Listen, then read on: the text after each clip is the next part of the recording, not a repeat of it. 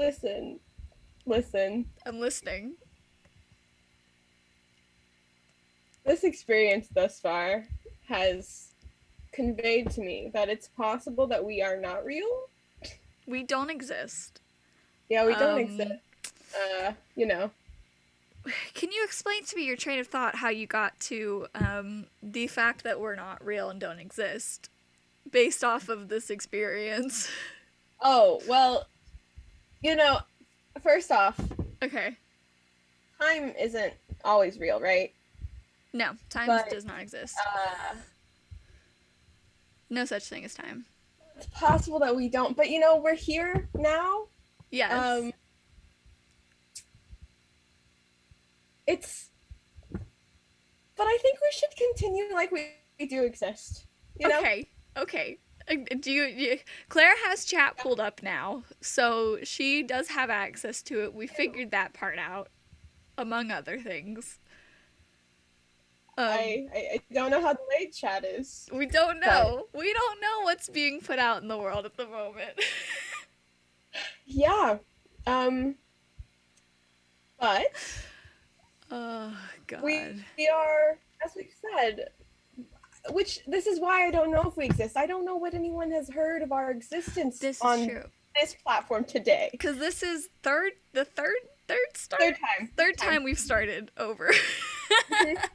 Which is totally fine. It's wonderful. First It's a stream. chill time. Yeah. First time. Is that? Oh, That was your computer. God damn it, Claire. Your Discord. I listen. I can't be perfect. There's just it wouldn't make sense. The world, everyone has difficulties, but Yes, this is accurate. it seems like our video is way better than it was. So maybe that's a good It's sign. a step in the right direction. It's a step in the right direction, and this is a humble beginning. A humble beginning, yes. Yeah. If ever there was one. We have this wonderful train wreck to show as our first episode. Yes. And we'll stumble, we'll fall through this one, and we'll come back with some bruises next time. But we will be stronger. But that doesn't mean we're not gonna try to do it today, which is what we're doing right now. Yeah, we are going to. Our goal at this moment, no matter what this looks like and how bad it is, we're just gonna keep going and do it until it finishes. Yeah. We're just that's what we're doing here. We are gonna we're gonna build a character, gosh darn it. We love D&D so heckin' much. We have to do it. Yes. Oh my gosh. Okay. Well, given if you've heard our names twice before, we're gonna say them a third time. Yes.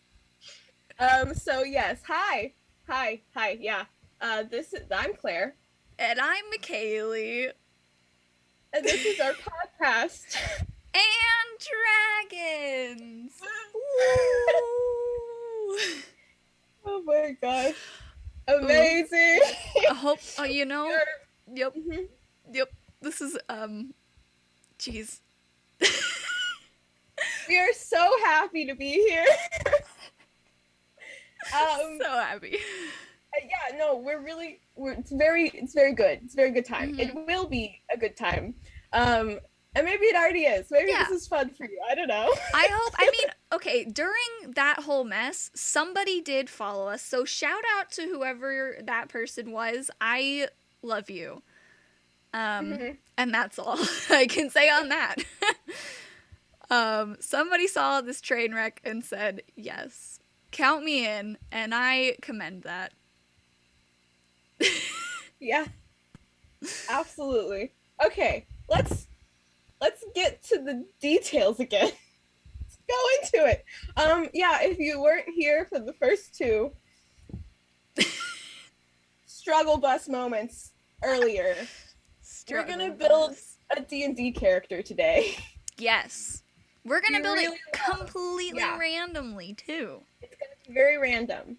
But the reason that we're doing this is because D&D is kind of intimidating because the character creation is a little intimidating because there are so many choices, which is why we are not going to make any of those choices. Yes. Well, most of me, to be, well, Claire did a bunch of drawings and stuff, and while she was doing all these beautiful drawings and things, I put together a bunch of tables. Oh. This was my contribution to the show, is I made tables and tables and tables.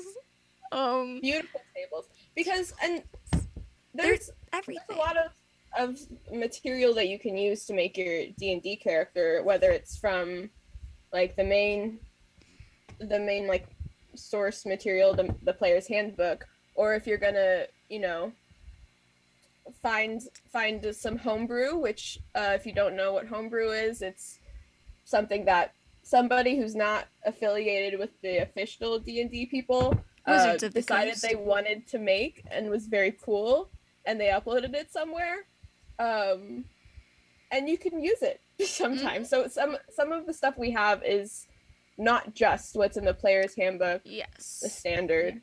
So these tables that I've built on the great character table, it has everything from your race, your class, your background, to what gender you are, to what the letter of your first name is, as well as some special fun stuff that we're gonna do at the end.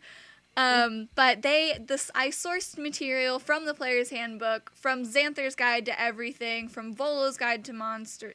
Is it Volo's? Volo's Guide to Monsters, from Sword Coast Adventuring Guide, all Wizards of the Coast books, as well as some things from Matthew Mercer's Critical Role content, which is another podcast that people should check out. Yeah, it's a very well-known D&D podcast that is really heavy on the like performance and like getting into character and like role playing, because they're all voice actors. And some of the like classes options that he's built, the DM Matthew Mercer, I put in. The dungeon master, the narrator, the storyteller of the world, the world's god. Yeah. Yes, the most handsome man in the world, who I would love to meet one day. Sure. Oh, God, I love Matthew Mercer. You were saying that some of the the classes he's made, yes, some of the things that Matthew Mercer has created is also in the tables. There's a variety of things. And, you know, I because of our little stumbly time, I don't know if you heard us talk about what the dice were, but just to show all of them at once, they're very beautiful. Look at those boys. Whoa, Claire's showing off her red dice, if you can't see them. They're so sharp. Oh, they're gorgeous. Yeah, there's a 4-sided one, 6-sided, 8, 2 10-sided, a 12-sided one, and then a 20-sided one, which we will be using in a variety of different ways to roll for our decisions. And we'll talk more about them, but we don't want to clog you with information you've already heard twice, maybe. Yes. Oh, geez. 3 times. But those are the clickety-clack math rocks that we have. Yes. I love the math but, rocks. You know, before we jump right in, as we've attempted to, I'm going to stop saying that we've attempted this 3 times. It's getting a little... Nope. We're not talking about the past, Claire. We're moving forward. We're not talking about the past. Not at all. It doesn't exist. But that's fine. That's fine. We're gonna go over some disclaimers. First off, we are not affiliated. Wizards of the Coast is the company that created Dungeons and Dragons, and so we're not affiliated or sponsored or representing them in any way. We just really love D&D and we want to share it with you and teach you some stuff. Let's see. Oh, we are 23 years old, despite what you might assume about our age.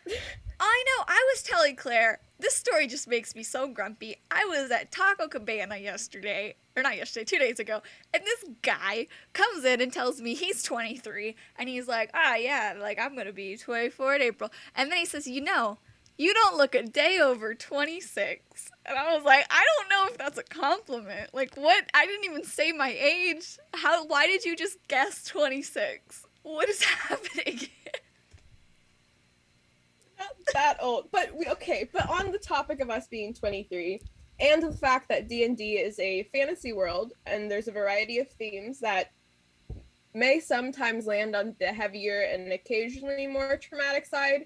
So just be aware of that. We might be talking about heavier topics, and if at any point it's not something you want to hear or you're kind of uncomfy, please, like, if you need to leave, please do. Let us know if we need to change the way we talk about certain things, because we want to make sure that this is a safe space. But also, D&D has some, like, fighting times and some trauma times with story building, Yes. because, stories of people and of characters are never 100% positive. There's probably going to be some hardship or something sad or not great moment. If you're going out to risk your life to fight dragons and steal gold, you probably don't have a good backstory. Like, you're not leaving your happy wife and child to go do this. Your wife and child are probably dead. Right. So, well, I have made 53 plus D&D characters, and I only have one happy backstory. So, yeah, which is so cute. Yep. Her name is Brina Turin, and she's going adventuring because she's 100 years old, and she just turned 100, and she's always wanted to be an adventurer, so she's celebrating. It's so cute. Very cute, and also strange that only one of those 50 some odd characters is happy, which is, I mean, that's not to say that on the topic of that, we also might curse sometimes because we're 23. I'm not even gonna. We're 20. We can do what we want, but just FYI. Yeah. Also, please be kind and respectful to each other in the comments. Please, like, comment stuff. Let's ask us questions. Comment with each other. Like, we're trying to foster community here, so, I don't know, say cute things or whatever. Yeah. And also we have, cute little rules in our About page that you'd like to see more, but, that's all of our disclaimers that we wanted to go over. Woo! Boring legal stuff. Yeah. If I know that our chat's a bit delayed, but if you'd like to, like, let us know your D&D experience. Is this your first time?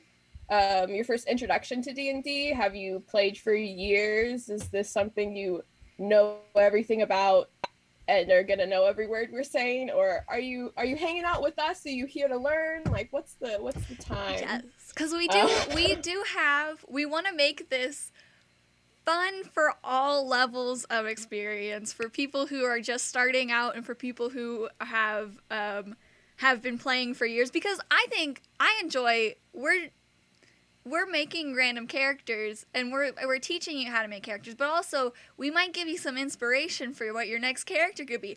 On Sunday, we made a rabbit folk blood hunter.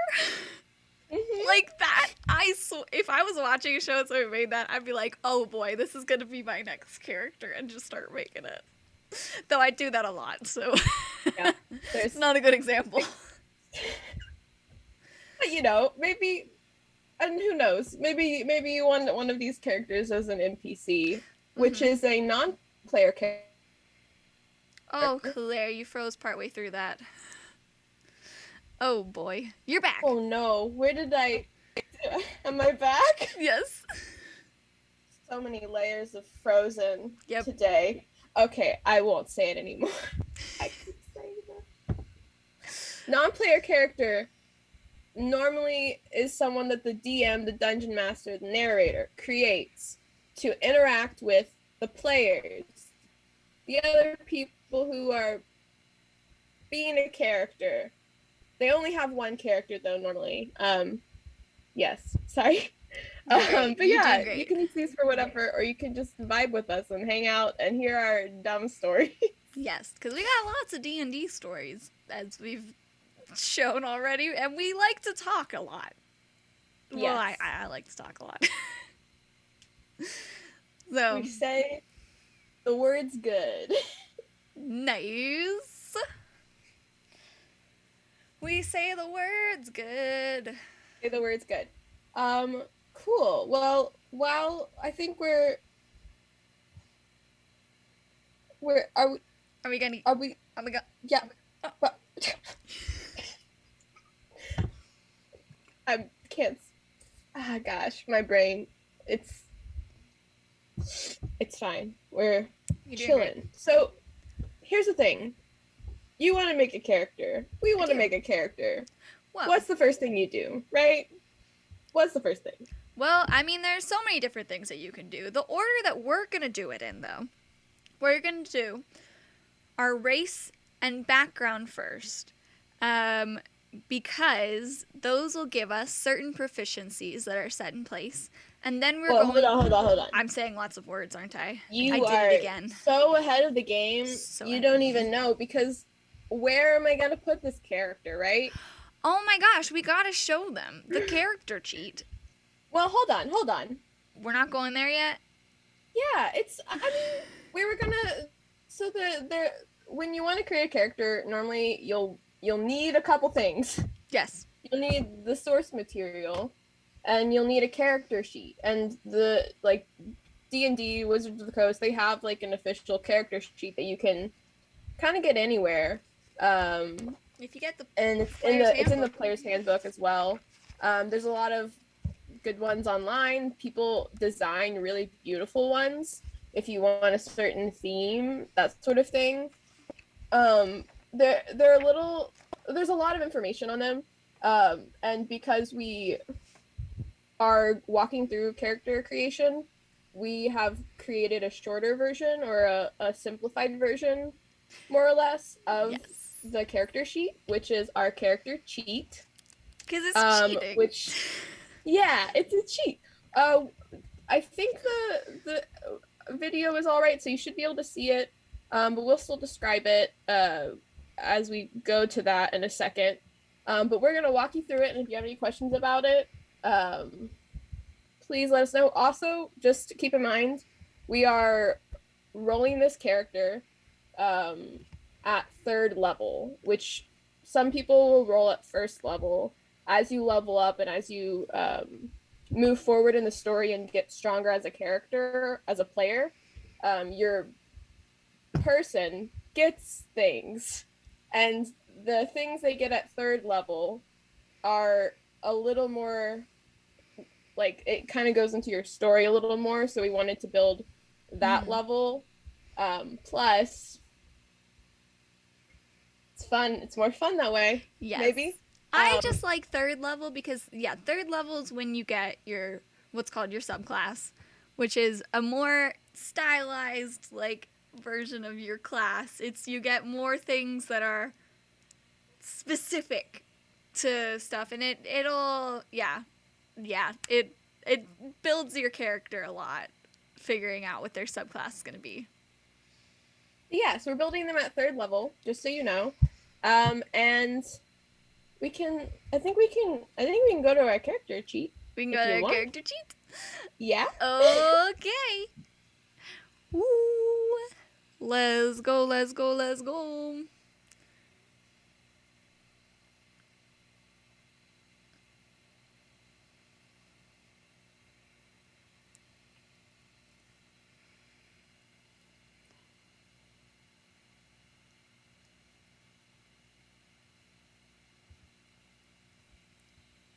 Nice. Wow, would you look at that?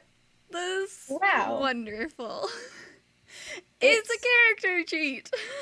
It's a character cheat. This, for those of you who might know, this does not have all the information that we're going to cover today, but we've divided it into 2 sheets, just so that it's not overwhelming to look at the one thing. Yes. Where do you want to start, McKaylee? Well, I'm glad you asked, Mary Claire. Let me pull up the great character table that has all the tables and stuff. We're Do we gonna. want to describe what all of the stuff that we have on the sheet is first? Sure, yeah, describe the sheet, Claire. You made it. All right, I sure did make You it sure did, because baby girl. I am a doodler. So, if you'll notice, there's these 6 bubbles at the top, right? These are our ability scores, which is also called your stats, split into these 6 abilities. Half of them are physical and half of them are mental. So I'm just going to go through quick on what all of these are. Strength measures the character's muscle and physical power. Dexterity is their agility and accuracy. Constitution measures your physical resilience. Intelligence is the ability to process problems and wield certain magic. Wisdom is common sense and spirituality. And then charisma is like social skills and sometimes physical appearance. So that's what those 6 are. And you'll see underneath some of them, there are other words and other things. Those are called skills. Yes, there's 18 skills. They are specific abilities that are derived from the thing above them, the ability scores. And as we go, we'll explain more about these because there's a way to calculate the numbers associated with them, but we're not doing that first. So just observe it, but don't worry about it right now. Yes. But yeah, so what's first, McKaylee? So first, we're gonna roll for our race. Woo! There are so many different races in Dungeons and Dragons that I pulled together from all sorts of material, including some UA stuff, which is Unearthed Arcana. It is Wizards of the Coast material that was put out but not published in any like official book. So that includes like rabbit folk and fairies, and I'm really excited about it. So yeah. Claire, I have a list of I think 35 different races. If you could get a D100 and roll that for me, let me know what the number is. I just to say, a D100 is 2 D10s. One of them has double numbers on it. Mm-hmm. So that's how we get a D. There are 100-sided dice that exist, but I don't have them. Yeah, one day. McKaylee. What'd you get? McKaylee, I rolled a 0. On both? Yeah. That means you rolled a 100, which actually means you have to roll again. But that's really exciting. Wait.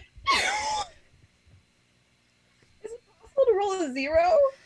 No, you can't roll a 0. You roll 1 through 100. So if you get a 0 in all 3 places, because the 0 on the 10 dice is a 10. So if you get a 0 in all 3 places, that means you got 100. I'm spooked, I have to say. Yes.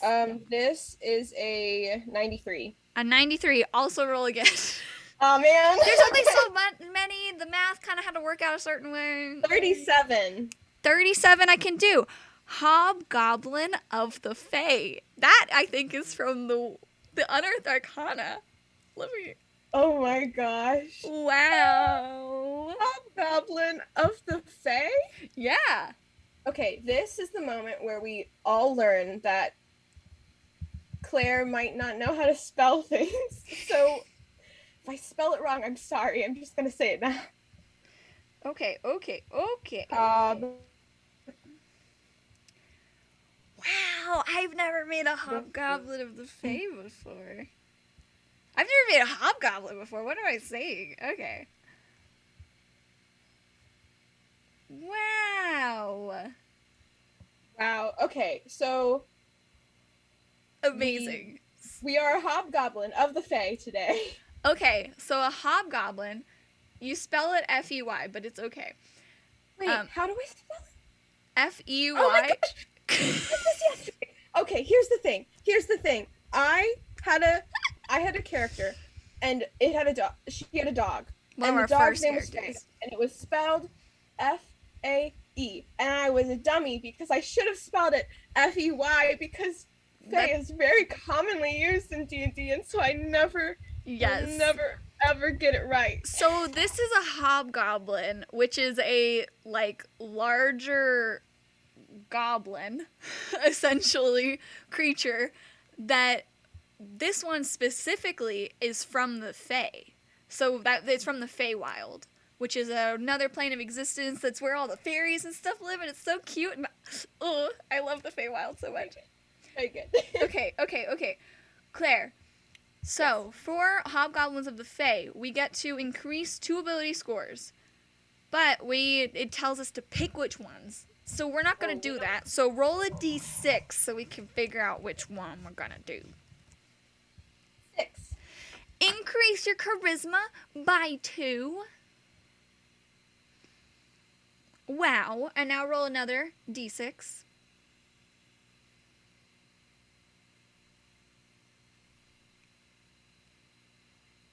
Roll another d6. Claire, I think your sound went out. Is your mic plugged in? Am I better now? Yes, ma'am. Okay. That was another 6. Roll again. Oh, that would make sense. Yes. That's a 5. Wisdom. Increase wisdom by 1. So this is a very wise and charismatic hobgoblin Beautiful. so far. I love them so much. Okay.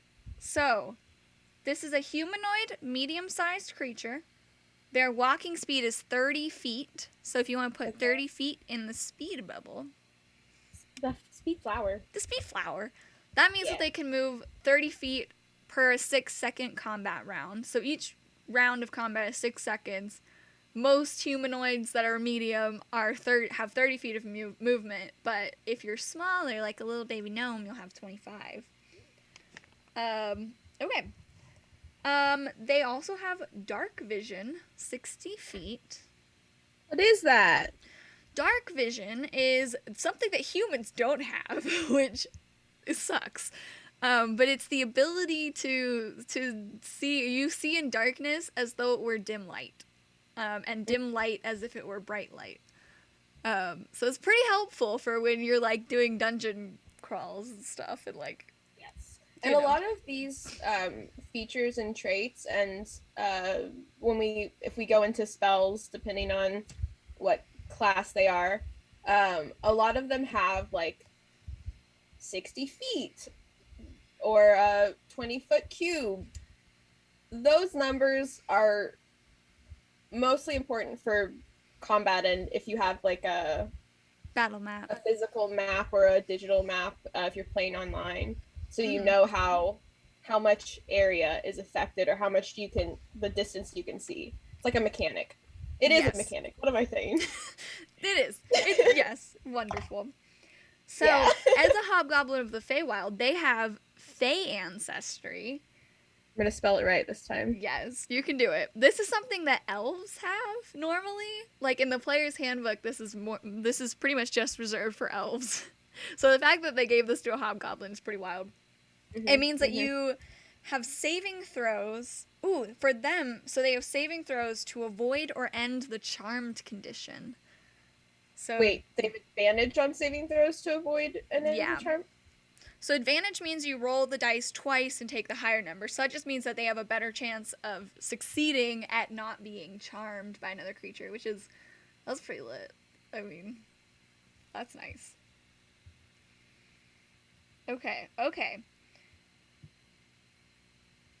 The next thing, they have Fey Gift, which is, if you take the help action,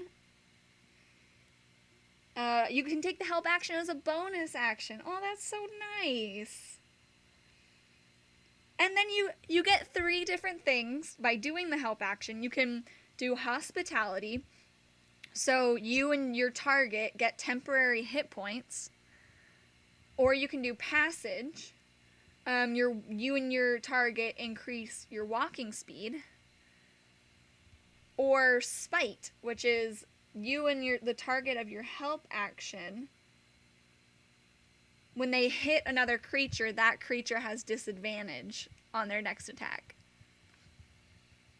That's pretty cool. That's pretty helpful, actually. Yeah, I like that a lot. I didn't know. Wow, I don't know anything about this. I love it. Okay, there's one more ability that they have. That is the Fortune from the Many. Fortune from the Many. Okay. So they can...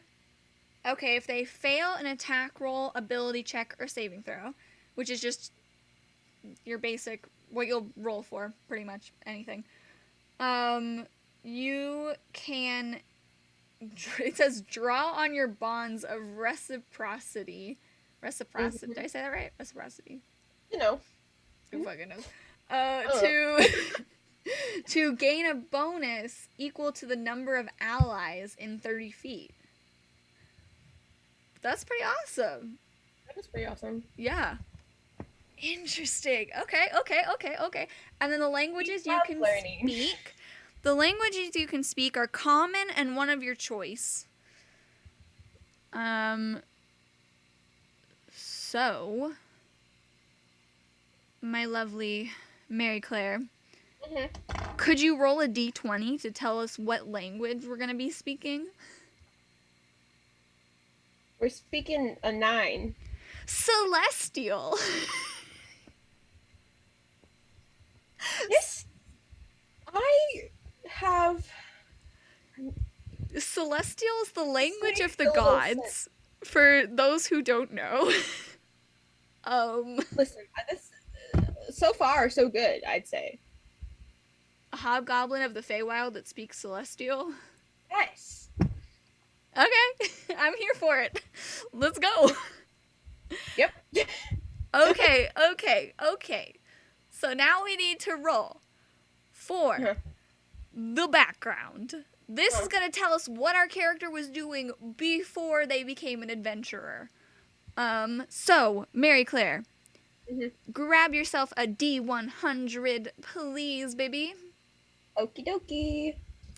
Yes. I grabbed it and I was like, oh, I can't roll it yet. I have to. Nope. What? 98. Roll again.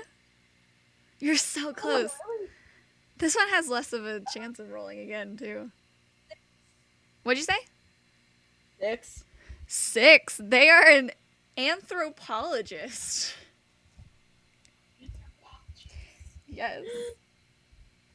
Okay. I made a character recently that was an anthropologist. They're pretty interesting. This is from the Tomb of Annihilation, which is a specific game, I think. Oh, really? Yeah. Can I squeeze that in here? I can do it. You can do it. I believe in you. Ant. Oh no. I'm just gonna... Wait, I spelled it wrong. Did I? No, I didn't. No, you There's didn't. so many... You didn't. There's so many... Oh gosh, there's so many O's in anthropology. I can't do it. You're doing great. I really... Yay! Anthropologist. Yeah. So this is somebody who studies other cultures and their other cultures, like customs and religions and their way of life. So they have proficiency. Okay, I'll let you write that down. Oh, you go ahead. They have proficiency in insight and religion. Okay. So insight means they're good at reading people. Religion is they're religious. They might not be religious. They just know religion well.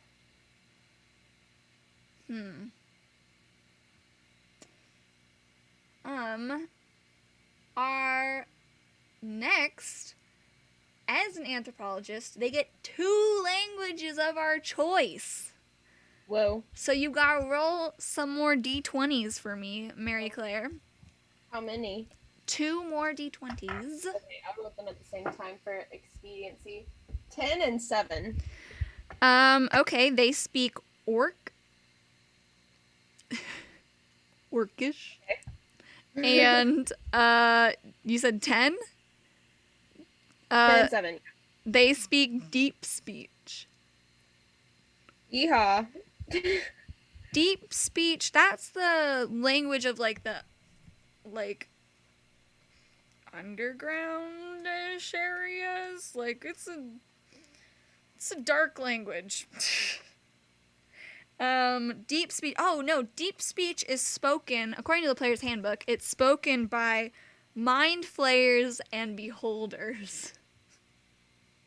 This makes sense, McKaylee. I swear, it's gonna be great. Let's keep going.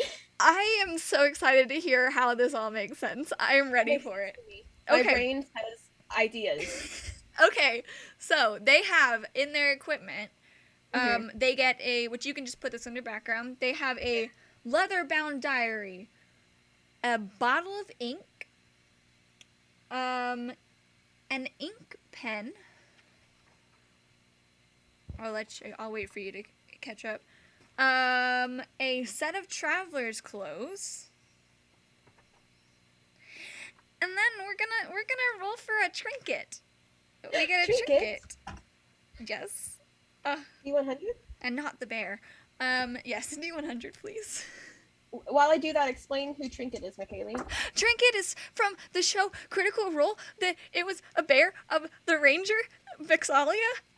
And she's beautiful and amazing, and she has a pet bear who is named Trinket, and he's glorious and wonderful, and I love him so much.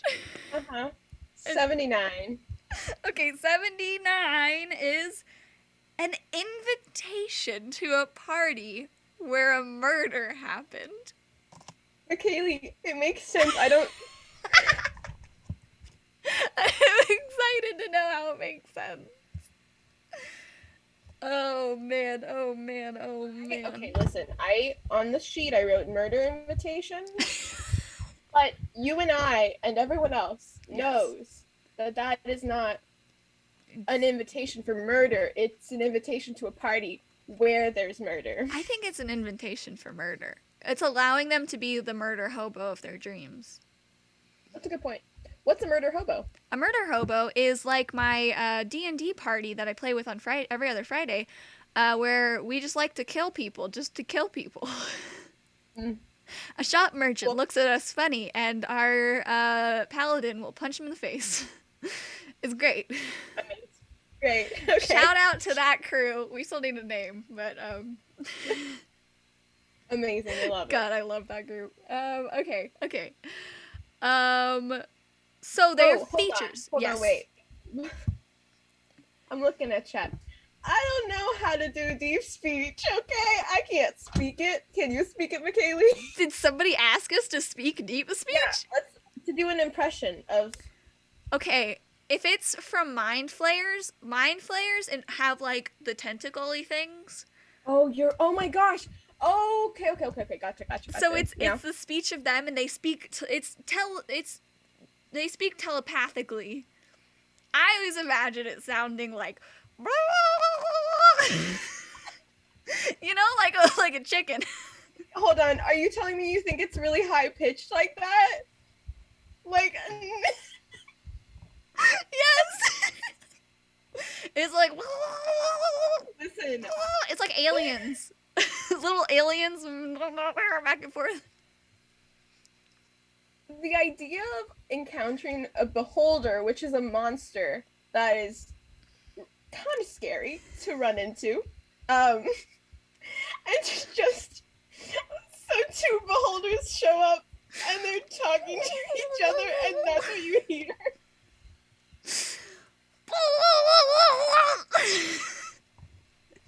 Okay, I didn't realize you were gonna... That's deep speech. Why do you think they all hide underground in dark places, Claire? They don't want people to see their faces, so they hide underground. Okay. Obviously, it's what's happening. Yeah, for sure. That's it. Okay. I'm making a character now, next campaign, that speaks deep speech, and I will Do it like that. I'm expecting it. You Listen, McKaylee, it's gonna happen now. Okay. It has to. Bet. Let's go. All right. Let's tell go. me more about this background, McKaylee. Tell me more. Okay, so as far as the background, you have some fun features. Which one is called a cultural chameleon? That's Okay. Say culture chameleon or cultural chameleon? Cultural with the ul Okay. chameleon. It's so they are able to like blend into the culture and like feel their way with what everybody else is doing around them, so they don't stand out and be weird. So they've adopted the culture. They get to pick a culture, a race, and they've adopted the cultures of that race. So we could say like this hobgoblins adopted the cultures of like elvish people or something, or like has adopted dwarvish culture. Again, it makes sense, McKaylee. I don't. It does. Okay, they're also an adept linguist. Oh, geez, we know several linguists. Oh boy, they're dying. So much. Why did you say it like that, McKaylee? Because I DM'd a game with 2 linguists, and I would say made up words, and they would tell me I'm pronouncing them wrong. Listen. I made this word up. The whole thing is that you pronounce it that way because that's the area that you're from a place and you pronounce it how other people from that place pronounce it, and that's the interesting part about linguistics, I think. So I'm pronouncing it how the people from the world of Delphina pronounce it. You can't tell me how they pronounce things, only I can. They came from my brain. That's true. I definitely didn't catch what the title of this trait was. What was it? It's great. I didn't finish explaining it either, so you're doing wonderfully. Mind gone. Adept linguist is what it's called. Adept. Oh no. ADEPT. Just in case. You did it. Okay. So you can communicate Hold with on, wait. humanoids. Really quick. Yes, I am looking for dialect. Mia, thank you.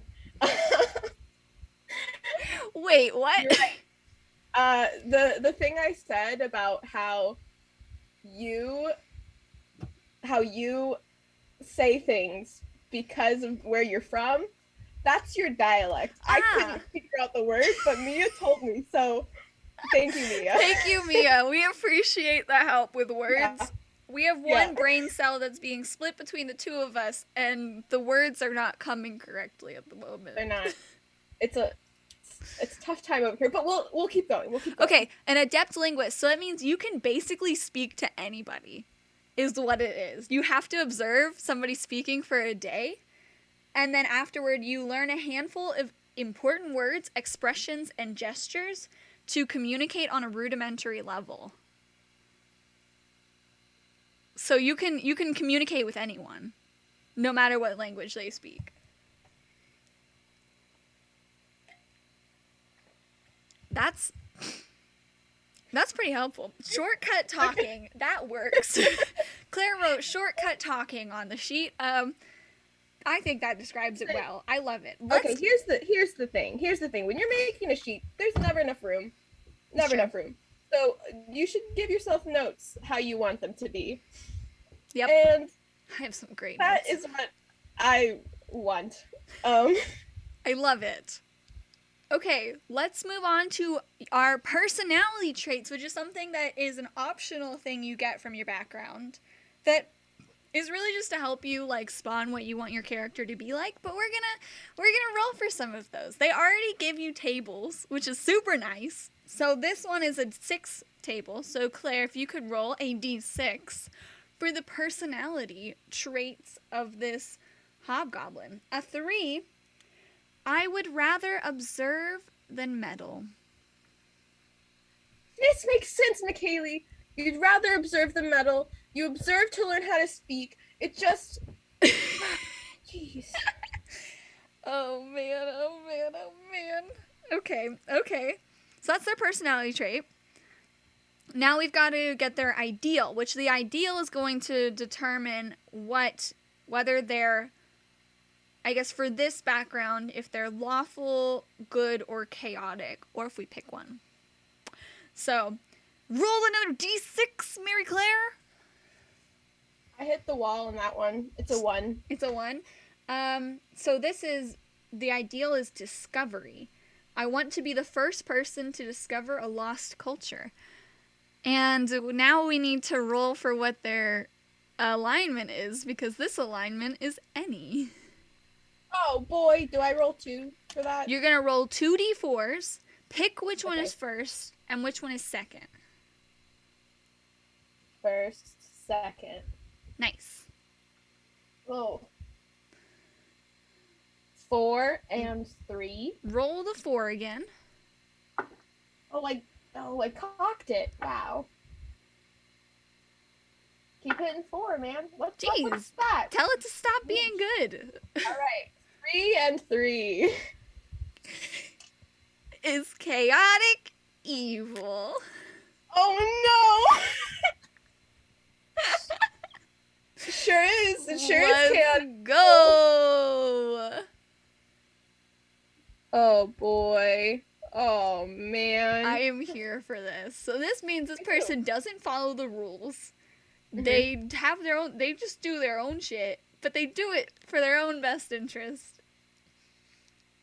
Yes. Also, with all of these, the personality trait, the ideals, bonds and flaws, which we'll get to in just a second, and the alignment, sometimes people don't use these. It's really optional.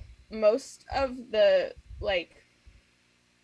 personality, descriptor things are more or less optional.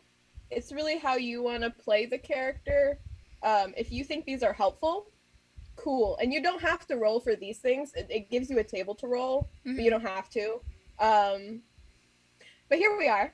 Here we are. Chaotic evil. Yes. And it's a good time. It's a great time. I played a chaotic evil character once. She was chaotic neutral. And then she got cursed. So that was the time. Anyway, let's roll for bond. So again, a d6. What did you roll, Mary Claire?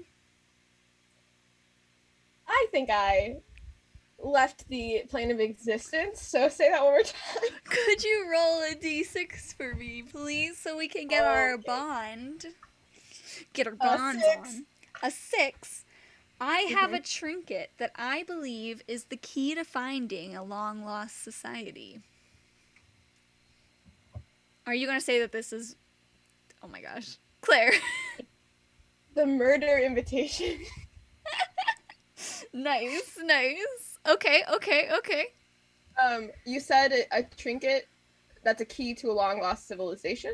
Society. Same thing. Society. Yeah. Oh, wait.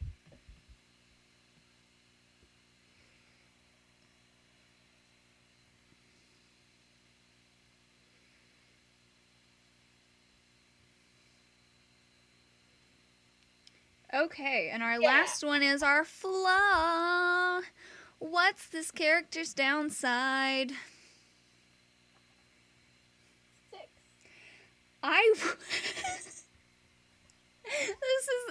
This is just our friend Mark plays a character that has this trait.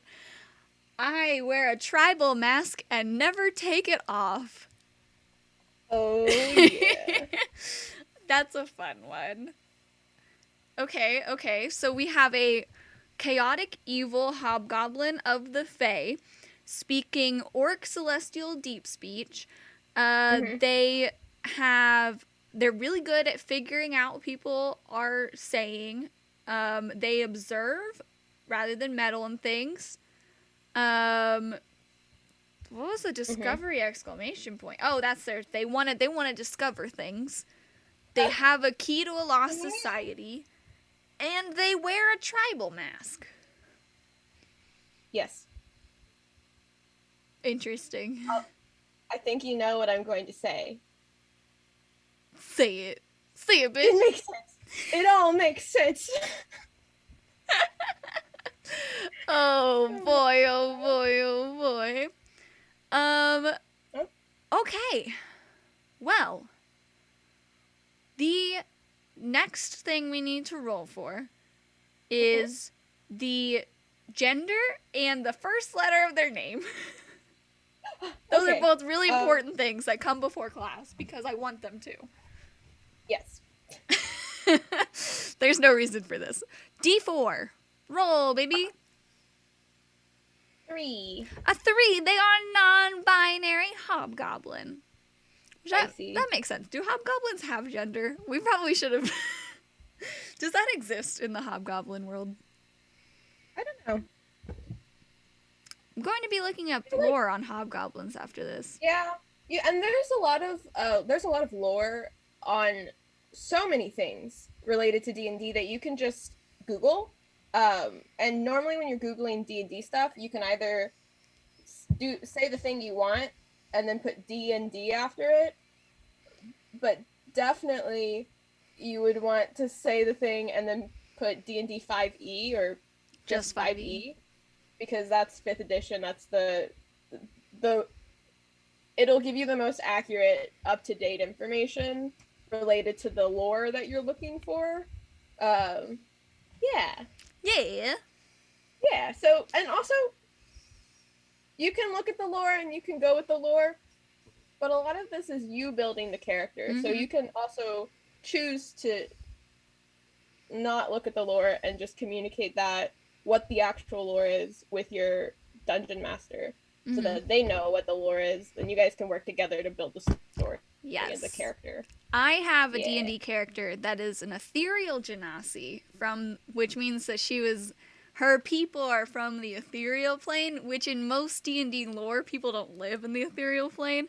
So we had to kind of build out what that would look like and what it was like. So that was really fun. So you just do whatever you want. Live your life. This is D&D, man. Yeah, you live your life. Make it your own. Okay, Claire. Mm-hmm. Roll a D100 so we can figure out what the first letter of this person's name is. The most important part. Okay. Okay.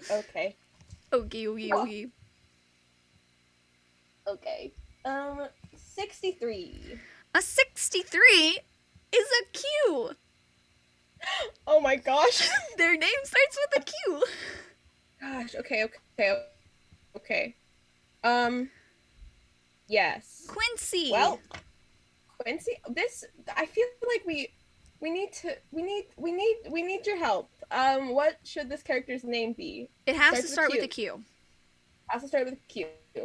We're going to keep going with class, and you guys start write in the chat what you think a good Q name for our hobgoblin would be. A Q name. So exciting. Yes. What a good letter. Are we doing? It really is. Are we doing the numbers? Okay, so what we're gonna do is now we are going to roll for our class, because our class is gonna tell us what saving throws we are proficient in, which is our strength, dexterity, constitution, intelligence, wisdom, charisma. So that's what we're going to want to put the highest numbers in. So once we know what our class is, we're going to roll for some numbers. And we'll go over how that works. That part is complicated. But first, let's roll for class. Okay. So, roll me a D20, baby girl. Okay. 10. A 10. It's a rogue. I love rogues. Rogues are just sneaky boys. Oh boy, but they can also be like, I played a swashbuckler rogue, which basically meant they were a pirate. Oh boy, do I love that character. She's the one who turned evil for a little bit. Oh man, okay. But we love her. We love her. She's a great time. As a rogue, you have saving throws in dexterity and intelligence. So now we know when we roll our numbers in a second, we're going to want to make dexterity and or intelligence are highest of them. Because that's what revolves around. Yeah, there's a lot of ways that you can do the part we're going to go over next, and the ways that you can decide which gets the highest number, which will make sense in a moment, I promise.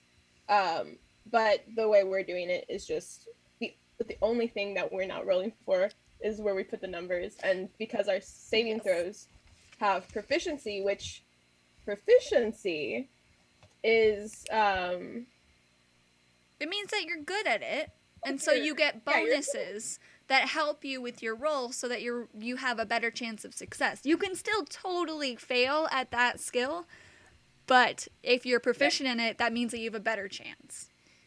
Yeah. Just gives you better odds. Those will be, if we have proficiency in them and they're high numbers, even better chance to succeed. Better. So this is also going to be where our +2 on charisma and our +1 in wisdom from our race come into play. So to start, Claire, grab 4d6. Okay. To explain what we're doing, now we're using these bubbles, these yellow circle bubble guys. So we're gonna come up with these numbers that are gonna go in the bubbles, and then some other numbers are gonna go in them too. There's 3 ways to get these numbers. The way that we're doing it, which obviously we'll explain first, is to take 4d6. So I have 4 of them right here, very cute. Nice. I'm gonna roll them, and were they all bad? I take it back. I saw 2 1s and I got sad, okay. But the other ones are okay. So you'll take 4d6 and roll them, and then the lowest number you take out, and then you add the 3 leftover ones. So for that, I got 11. Okay, 11 is pretty average. These are going to be on a scale from about 0 to 20. 10 is your average number, so your average human being shopkeep person is going to have 10 across the board. They're just your basic dude. But our character is going to have some really high ones that might be up in like 17, or it might have some really low ones that might be down in like 8. So we're going to see how good they are at everything through these numbers. Right. So Claire needs to roll now 5 more times. Yeah. And we'll calculate that. This is also where you have to do quick maths, and it's fun. It's a great time. You muted a little bit, baby. I think I saw you mouthing 16, but I don't know what you're saying. Can you hear me now? I can hear you now. Okay, that was 16. Okay, that's pretty good. Another 11. Nice. Average. Another 11. Dang. Very average boy. Mm-hmm. This is a 9. Ooh. One more. 1 more. 14? 14. Okay. So before we go into putting these in a certain place, let's just briefly mention the other 2 ways that you can do this. So one of them is called the point buy system. And that is where all of these scores start out at 8. And then you have 27 points that you can place and add or subtract and distribute amongst the 6 ability scores. Mm-hmm. Some people like it, but it's one of the other ways you can do this part. And then the other one is the standard array, which is a set of like pre-existing numbers. I had them in my head and then It's 8. I think 8 10, 11, 12, 13, and 15. I think. So you don't have to make any decisions on how the numbers are. You just put them in one of the 6 slots, and it's very You're basically simple. just ranking your stats. So it makes it easier. But we're here and we rolled, so let's figure out where all these very average numbers are going. Okay, I think first off, the 9 should go in. Actually, the 9 should go in strength. Let's make this a weak baby. Weak baby. Weak baby. Because they can use dexterity for their attacks. So, me and Claire have this long-standing debate. We'll go over it in a second. Oh boy, Claire, you're just trying to piss me off. Okay, so the next, I think we should put 16 in dexterity and 14 in intelligence. Oh, 16 in dexterity? Oh, that makes sense because it's a rogue. So rogues are usually super dexterous. They use dexterity for everything. That's their whole thing. Yes. And then we have 3 11s. So the 11s could just go in everything else. All right. So, McKaylee, is there anything you have to say? You want to say? Okay. So we're about to get modifiers from these numbers, and they're going to be little baby numbers. The little baby numbers are supposed to go in the little baby bubble, and the big numbers are supposed to go in the big bubble, but Claire thinks that the big numbers go in the baby bubble, but they're being squished. You're squishing them. McKaylee? Yeah? First off, the player's handbook says that you put them in the small spot. It lies. Also, they're numbers. They don't have personality. Numbers have feelings, Claire. Okay, so how do you know they're squished? They don't look squished. They look like they're comfy. They're comfy. And you don't even use these numbers when you're playing. You don't even look at them that much. You look so sad. I am sad. You're squishing the numbers. You're making the numbers all squishy. Maybe the numbers are squishy. Maybe that's the point. Okay, let's just do the math part. Enough of this. No, you know what? While we're doing this, but before we do this, let us know what you think.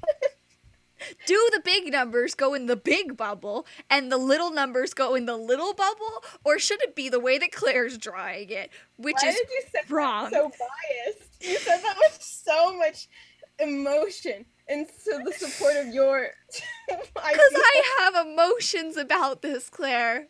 I know. Jeez. Well, you know what? We can just agree to disagree, and we'll get to the big time math right now. Okay. This is the hardest math part that we're about to do. Yep. Let's use the 16 as our first example, and then I can just tell you how the rest go, TBH. Okay, 16. So, what you're going to do is you're going to subtract 10 from 16. Yeehaw. And then that's going to equal 6. Wow, math. Oh my gosh, my brain, I messed it up. Oh, geez. Yes. Oh, gosh. Okay. I just jumped ahead. You went too fast. Okay, so now you're going to take your 6, and you're going to divide it by 2. Yeehaw. 3. And that's your modifier, plus 3. Wow. So you're going to do that with all the numbers. So with 14, it's going to be 14 minus 10, which is 4, divided by 2, which is then plus 2. But Claire, I see that you're wanting to stop because we haven't added our modifier things. You did it so fast, I felt like. Yeah, we got so distracted by our discussion of what where the numbers go. Because it's an important discussion. These pluses on wisdom and charisma, you're going to want to add them to this big number in the baby circle. Fuck you. What did you say? I said fuck you. Okay. Just want to make sure I heard you right. Yes.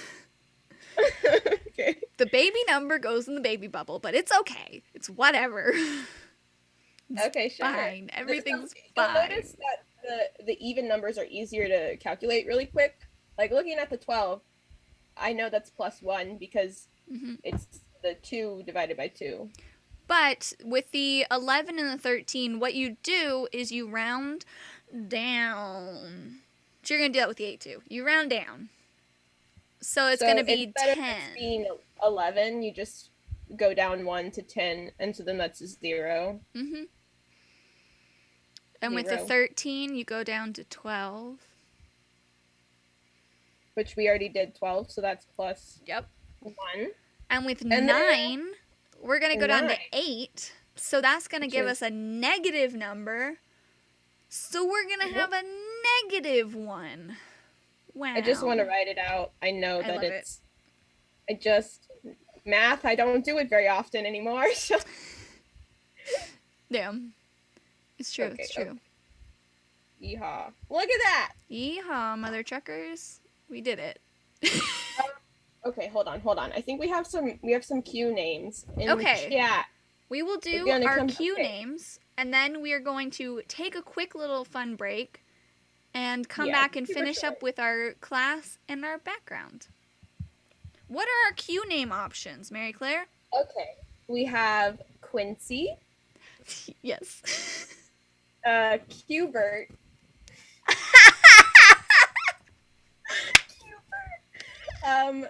Quill. Oh, that's cute. Quilliam. Yes! Or Quail. Oh, these are really good, you guys. Wait, we gotta name him Quilliam. I'm sorry, they were all great, but we have to name him Quilliam. Okay.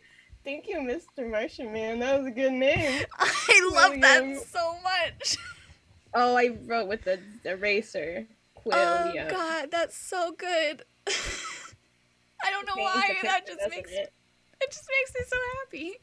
It does really. And okay, also, just before we take a really short break, probably, how long do you think, McKaylee? Let's do 10-minute break. Just a quick bathroom break and get water. Some water, get some hydration. Stand up. We've been sitting for a while. That's true. We've been sitting for so long. But on the modifier, let's see. Modifier big bubble. 1. No. 2. 3. What are you doing? I'm counting.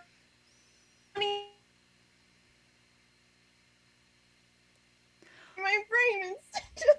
Oh, you froze a little bit, but I think I understand what you're counting, and I'm mad. You froze for a second. Wait, I haven't counted the ones for you yet. Okay. Hold on. My big brain, small brain, smooth brain right now. Smooth brain. Okay, Smooth brain. Modifier and big bubble. Modifier and small bubble. Modifier and big bubble. You look at those the most. That's true. I agree. Another one for that. You rarely look at these to big go and big. Thank you. It's still 3-2. But shout out to who were my 2 people on my side. I love you both. The 2 people. Oh, my brain is just. Oh, it's Mark and it's. No, it's not. Oh my gosh. Why do I have the chat? It's okay. It's okay. Cause you're doing great. Cause you're amazing and I love you and you're doing wonderfully. Oh, I don't know how to say it. There was another Q name. QWERTY? QWERTY? I love the way you said that. QWERTY. QWERTY. That's cute. That sounds like a name of like a little like butterfly. You would call it little QWERTY. About like Quilliam QWERTY. That's his name. It's William QWERTY. I love it. We can keep both. I am here for Quilliam QWERTY. I like it a lot, and it's because you guys have good brains. I know. Good, wonderful brains. Okay,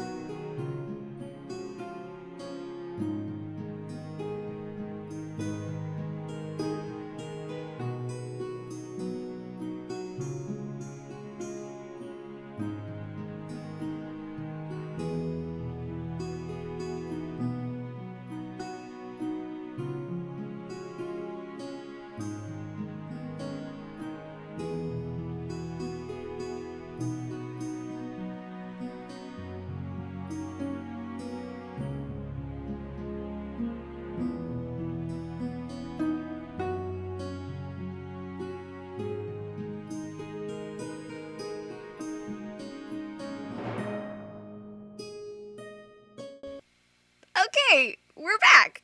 Hopefully. We're back. Yeah, well, there's some delay, but that's okay. Fingers crossed. Fingers crossed. Fingers crossed. Well, so glad. Hopefully I didn't finish that thought. Wow.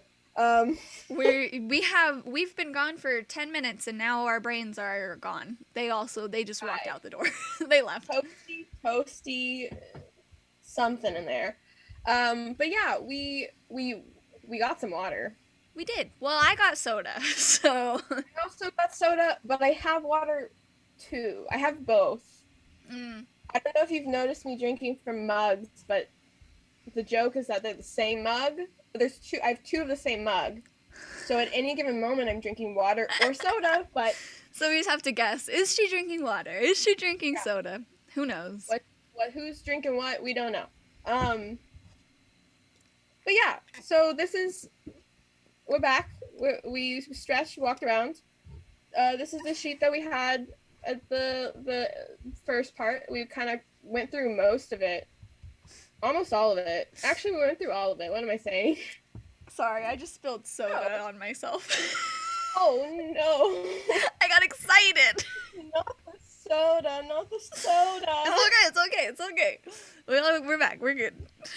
Everything's all right. fine. Well, this is our sheet that we've already, the first sheet, we've gone through it. Mm-hmm. I keep repeating myself, but here we are. Yes. We're doing great. This is not all of the information you need, though. Nope. There's more information that's necessary to exist with D&D character. There's some more character creation that is necessary and required. So we're just gonna do a cute little scroll. Wow! Look at that! Whoa! Amazing! Wonderful! Very similar.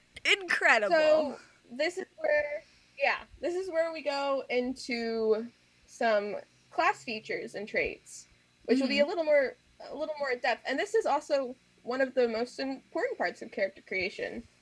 Why is that, McKaylee? Because this is telling you what kind of adventurer you're going to be. Are you the type of adventurer who casts spells? Are you the type of adventurer who uses your anger to cut off your enemies' heads? My favorite type, honestly. You know, we gotta figure out what you are. Our type of adventurer is a rogue, which is sneaky boys.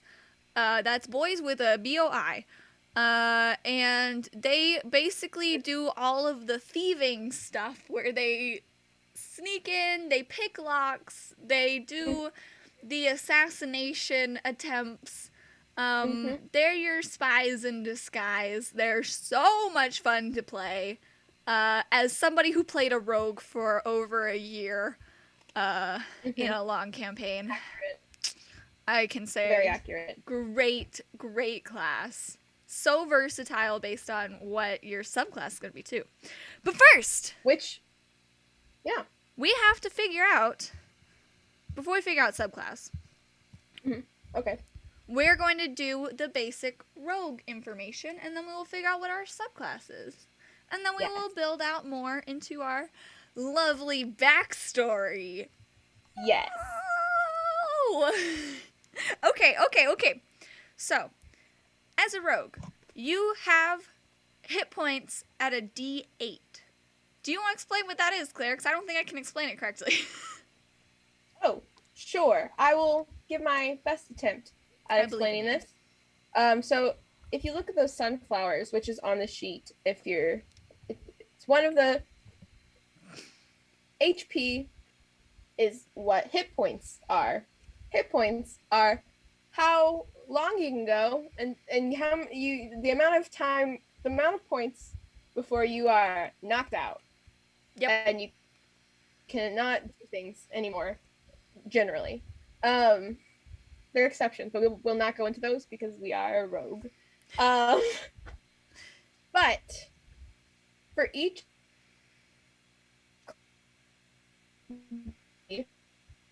your hit points, the way that the mechanic that's used to increase your hit points is based on the class, and then as you go increase in level. you increase with whatever it is that you're.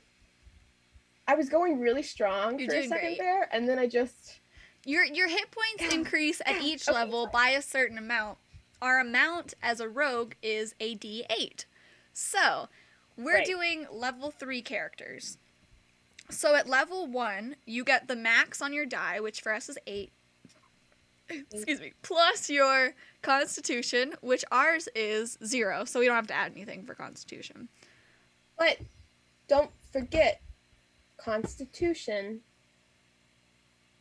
is like doesn't have any skills associated with it, but the thing it is used for is your hit points. So every single level you increase with the dice, and you also increase with your constitution for every single level. Yes. I know that, and I had not many hit points for that reason. So Yes. So at level 1, we have 8 hit points. At level 2, we're going to add our constitution, which is still 0, plus a roll of the dice. So if you could roll the dice, Mary Claire. I got a 1. Okay, here on And Dragons, we re-roll ones for hit points because that's just sad. You'll just die really fast. I use a different dice for this because that one has bad vibes. Put it in jail. Oh, McKaylee. Did you roll another 1? No, I rolled a 2. Well, you gotta take it. You gotta take it. I can't. Okay. Okay, so at level 2, our character has 10 hit points. I'm sad. Okay, roll one more time for level 3. Oh. If you ever hear people talking about putting their dice in jail, it's because sometimes they betray you when you expect them to be good. Because unlike numbers, dice have emotions. They do. They're rude. This is my dice jail. It says in Dwarvish on it, these dice know what they did and they will pay for their crimes. And then something else on the bottom. But I rolled an 8 because this dice likes me. nice. Okay. So we don't get to add any constitution because we don't have any, but we have 18 hit points. 18 hit points is not bad. It's not bad. Could be worse. It really could be worse. Okay, so that's our hit points. Now we're going to go over our proficiencies as a rogue. So as a rogue, we have proficiency in light armor, which that includes like mostly just leather armor. Leather armor, studded leather, which is good for sneaky boy times.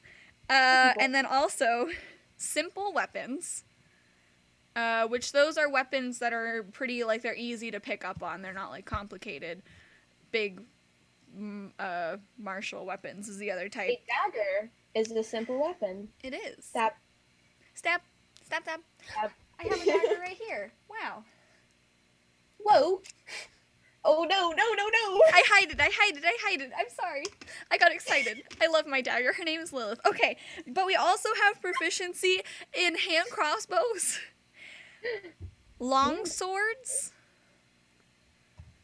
So hand crossbows, long swords, rapiers, and short swords. Okay. And then we have proficiency in thieves' tools, which thieves' tools are like lockpicking tools. They're how you break into places. There are no such thing as locks when you're a rogue. It's a wonderful time. I love it. Okay, lit. So we already put in our saving throws, our dexterity and intelligence, which is why we put those as our highest. Our skills. So, from our background, we already got skills in insight and religion, which insight is one of our options as a rogue, so I'm going to take that off the list. But Oh, I'll just jump right back over to that other guy. Claire, if you could roll, because we get 4 skills, if you could roll a d10, let me know what you get. Okay. Okay. 5. Perception. Dang, you get 4 skills is a lot. You got a lot That of is a lot skills of as a rogue. Okay, roll another d10. Okay. Oh, I put it back. Why'd I do that? 3. 3. Investigation. Oh wait, no. Wait. I counted that wrong. 1, 2, 3. Deception. We get Alright. deception. That's pretty good. Okay, now roll a d8. D8. 2. Athletics. All right. We think we're really good at athletics. Let's go, boys. Interesting. Okay, we get one more. So roll one more d8 for me. Okay. 3. 3. 1, 2, 3. Investigation. We did end up getting that one. Nice. Okay. All right, so we're good at investigation, religion, Yes. insight, perception, deception. Perception and deception are fun to say after. Deception. Normally, if you're building a rogue, you want to be good at stealth and sleight of hand. So, and acrobatics. So it's hilarious that we didn't get any of those. No, not at all. Why would we want that? Why would we want to build a good character?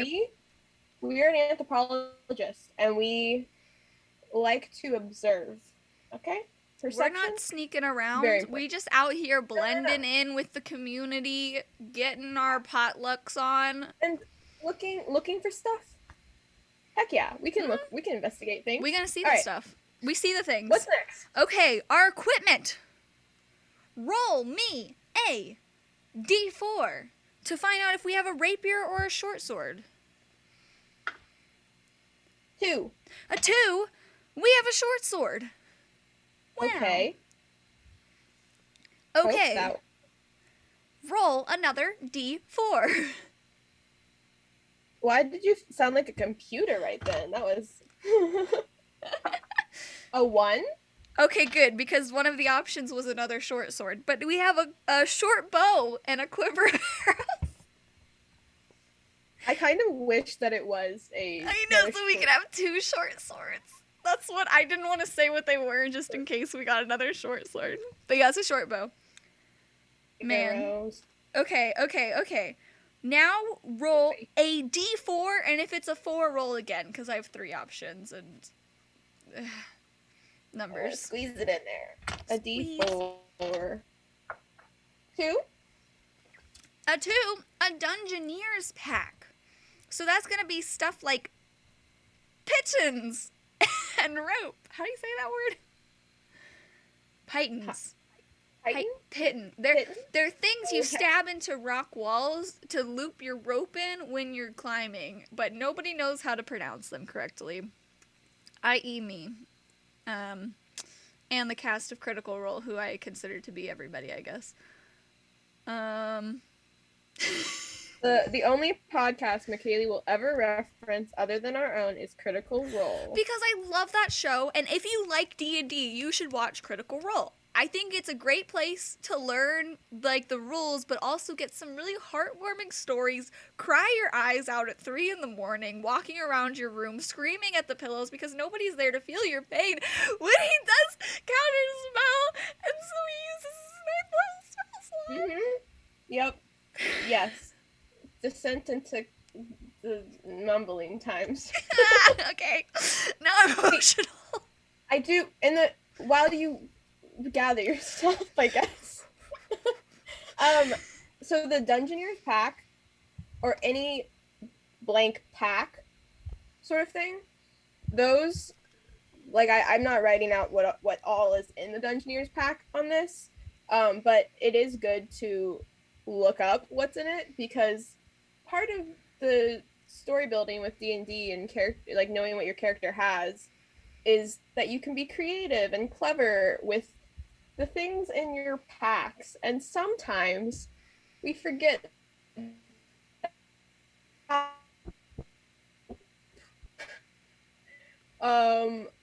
we have things. And so whatever pack you get from your class is the equipment that your adventurer starts with. So it would be good to look it up just at least once. Yeah, Just once. just once. You don't need to, like, have it memorized. But, yeah, our options as a rogue was a burglar's pack, a dungeoneer's pack, or an explorer's pack. There's also a diplomat's pack, a priest's pack. I think that might be all the packs, actually. Yeah, those are the packs. Yeah, there's not too many. Yeah. But you get options based on your class. So we picked the dungeoneers, but we also get leather armor, baby. Ooh. Sexy leather armor. I want some leather armor so bad. It's so expensive. Leather is so expensive.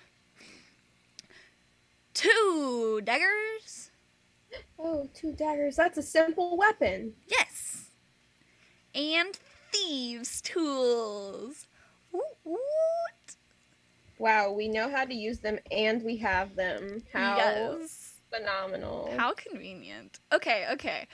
So, with leather armor, we get 11 plus our dexterity as our armor class. What is that? Your armor class is how hard it is to hit you. Mm-hmm. That's essentially it. So somebody has to roll your armor class or higher to hit you. So you want a higher armor class. So with leather armor, you get 11 plus your dexterity because part of your armor class is how fast you're able to dodge. 14. 14 is pretty good. Yeah. It's not bad. Could be better. Could be, but we're level 3. Yeah. We can also at this moment fill in our initiative. Whoa. Another word I don't know. Initiative is how quick you are to move in combat. So in combat, you roll to see who goes first, and you add your initiative score, and whoever has the highest number goes first. So if you're super dexterous, you have a better chance of going first. So our initiative is 3. I feel like we're on a kids show and we're doing really the Dora exciting thing where we sit there and we go, we ask a question and we just sit. But it's just, it's we are the ones that answer. Yes. In the moment, we're the ones that answer. Yes, wonderful. But we still pause for too long. The other person. Okay, what else do we have as a rogue? Okay. What other thing? Okay, so now we're getting into fun, like, features. So, okay, this one I love. It's expertise.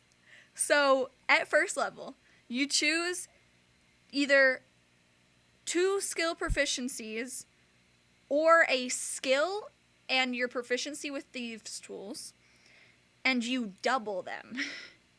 Ooh. So that means, so when you have proficiency, at level 3, there's a chart that tells you what you add to things you're proficient in. Our proficiency bonus is +2 at level 3. So that means that as we are proficient in, insight, which is a wisdom, we would add that +2 to our wisdom modifier of +1, making it a +3. If we have expertise in that, we double that +2, and then it becomes a +5. And for all of the proficiency increases, as you're leveling up, you can either find those in the player's handbook, under your class, like in that spot, or you can just, like, Google rogue. Use Wikidot. Wikidot is the best. I love it. I'm using it right now. I have it open. It's amazing. It has literally everything, and it tells you where it sourced it from, too, so that's super awesome. So if you're like, oh man, I really like these, I want to get a book and read more about them, you can get the book. It'll tell you which book to get. It's amazing. But yeah, that's what we mean when we say when you level up, certain things increase. There's like a big chart that tells you what increases at which level. Yes. Yeah. Okay. So now we have to pick. Do we want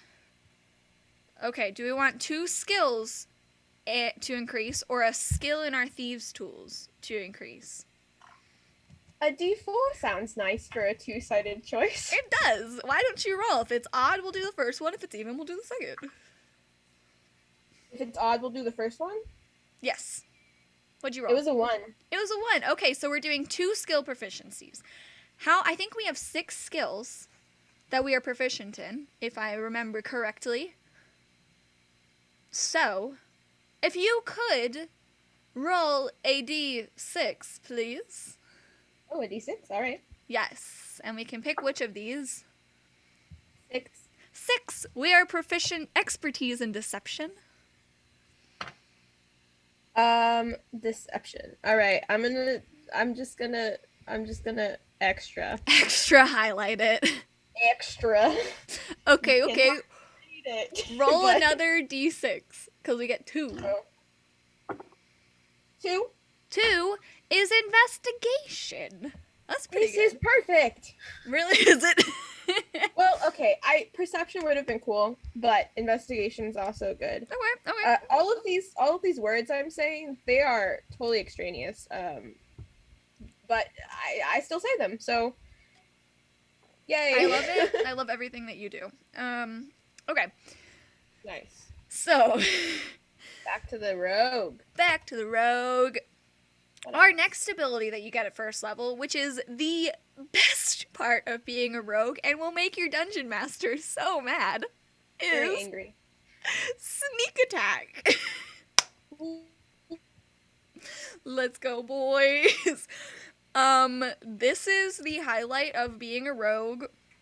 You, once per turn, so you sometimes may be able to attack multiple times in a turn, but on your first attack that hits, you add a number of dice, of damage dice, to your hit, which just makes it a lot of damage. It's because it says that you know how to strike subtly and exploit a foe's distraction. So, like, you're good at, like, finding weak points that they're not paying attention to, so you get to do more damage every turn, and that increases as you get to higher levels. So if you're, like, at level 1, you get to add 1d6, but when you get to level 20, you get to add 10d6. So, ooh, it's a time. I was adding 66.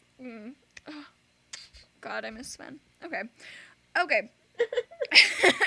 I'm now I want to play a rogue again. Okay.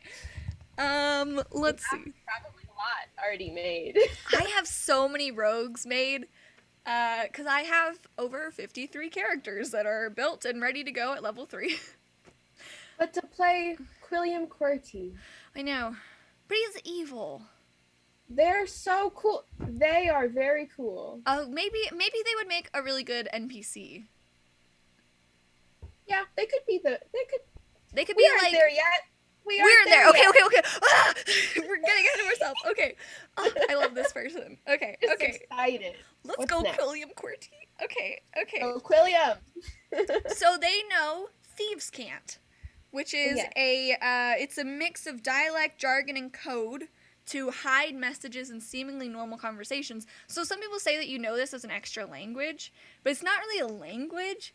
It's more of like you say like, oh, have you, like, did you get the delivery from the guy down the street? And what they're like really saying is like, did you complete that murder mission that I sent you on to assassinate the king? It's all like jargon that it's coded words that sound like an innocent conversation that really mean like something not so innocent for like thieves to talk amongst each other. Oh, it's so fun. So fun. Rogues are so cool. Okay. At second level, we get what's called cunning action, which is super nice. This is you can dash, disengage, or hide as a bonus action. So on your turns, you have one action and one bonus action, depending on your class. Some at higher levels, you get like extra attack and stuff like that. But you have one action, one bonus action. And for an action, things that you can do are dash, disengage, and hide. But as a rogue at second level, you can do all those as a bonus action. So that means that you can attack and then hide. It's great. Sneaky, sneaky. Sneaky, sneaky, which is how you get that sneak attack, is by being hidden from the person that you're attacking. Or having an ally right next to them, distracting them. Great times, great times. Okay. Now we got another roll. We have another roll. We got a roll to see what our roguish archetype is. So I need you to roll a d10. I have a list of 9 different roguish archetypes from the Player's Handbook, from Xanther's Guide to Everything, from Tasha's Cauldron of Everything. What'd you get? 8. 8 is a scout. I've said this so many times. No, don't say it. It makes so much sense. How does... Okay, I was starting to pick up the vibe you were getting, and now I'm not. We'll get to it. We'll get to it. Okay.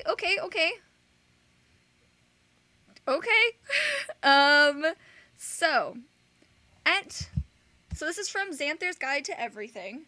Just super cute. The whole premise of Xanther's Guide to Everything, by the way, it's a little extra book that has like extra subclasses and stuff, and it has a fun little like set of tables to help you build up backstories if you're really bad at that.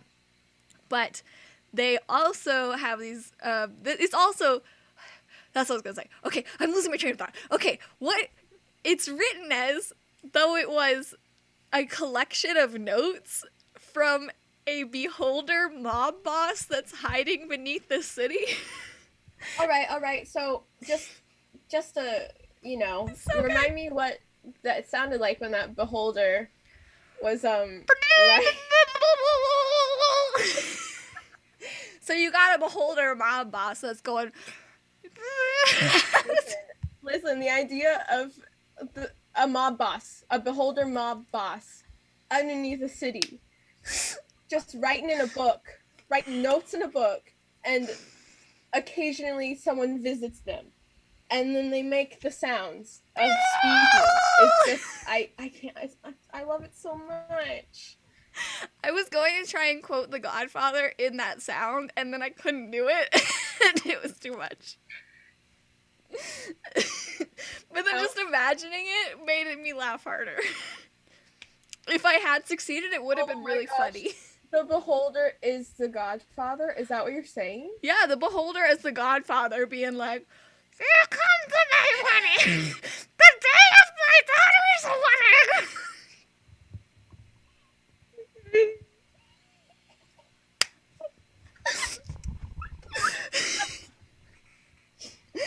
Oh no. No, that's good. I don't know why you. It's perfect. It's what deep speech sounds like. Now you all know. You're welcome. Yeah.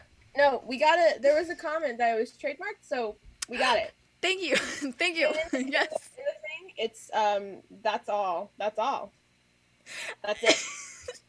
Okay, show's over. Bye guys. See you later. Yeah. No, we have to keep going. Let's keep going. Keep going.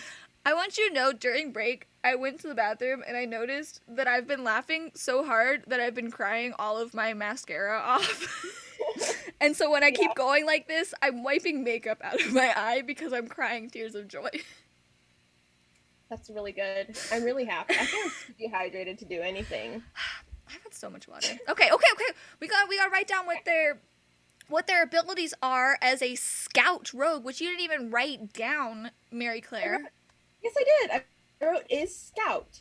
You gotta write it underneath rogue. Oh, it's a subclass. Yeah. All right, this is a great moment.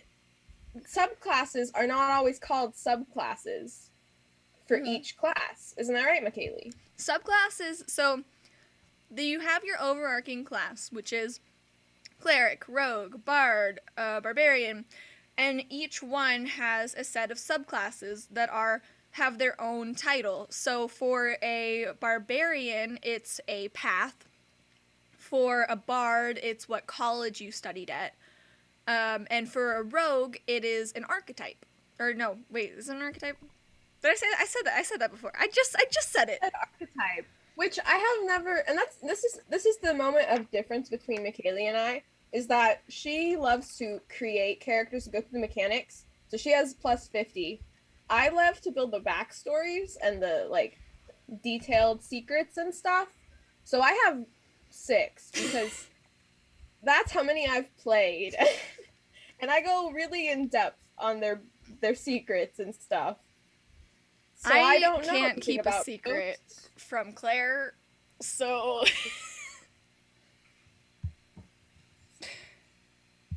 I think I'm fairly good at keeping secrets in general, but when it comes to secrets about my characters, I want to tell you everything.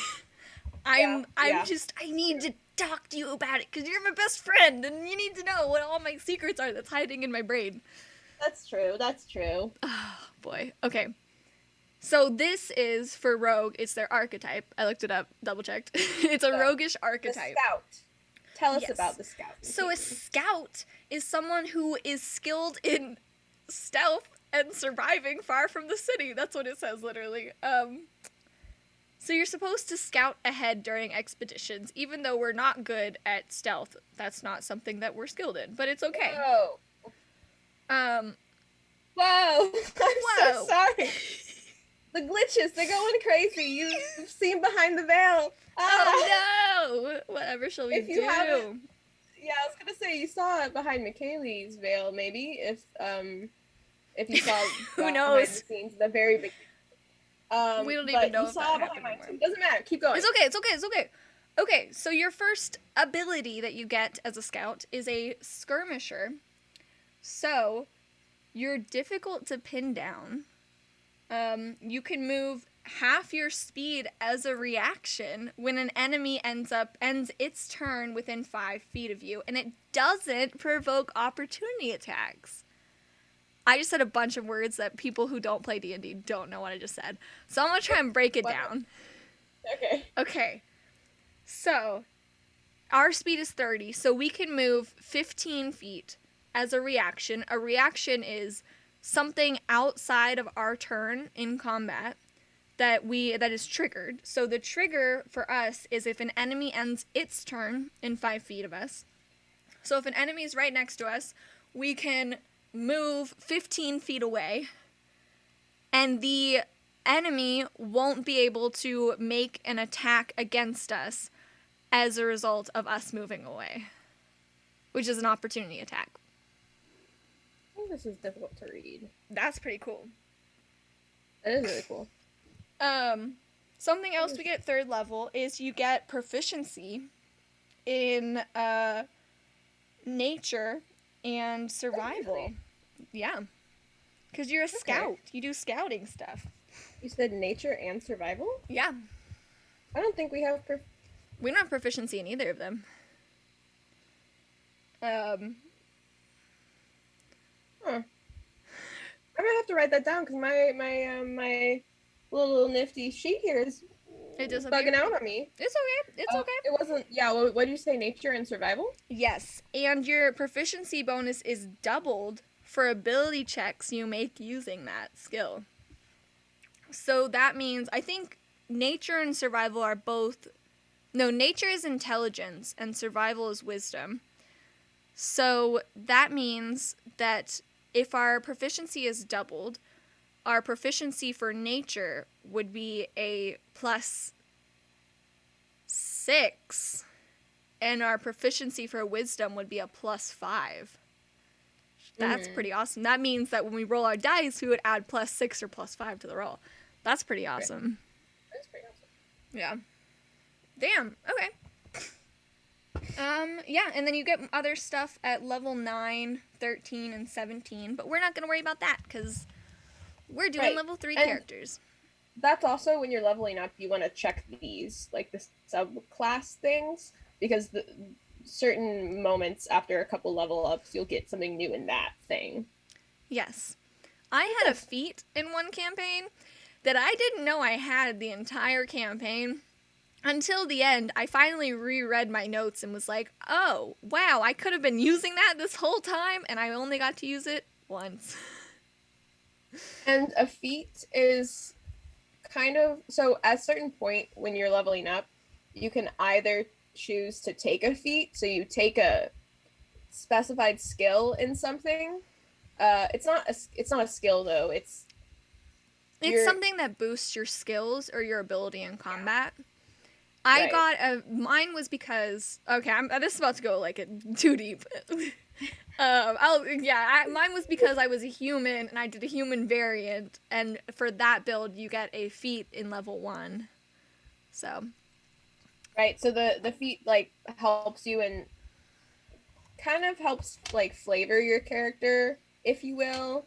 Like if you want to be really good at something specific, you could take a feat which is listed in the player's handbook and online. You can find them, or you can increase some of your scores instead. Yes. But we don't do that at 3rd level yet, so nope. We're gonna keep going. Okay, but that is everything for our class. So Claire, cool. You want to finally tell us how this all makes sense? Yeah, I really want to. I want to be able to scroll back, but my thing's not letting me. Hold on, wait. Oh no. It's not letting me. Oh no.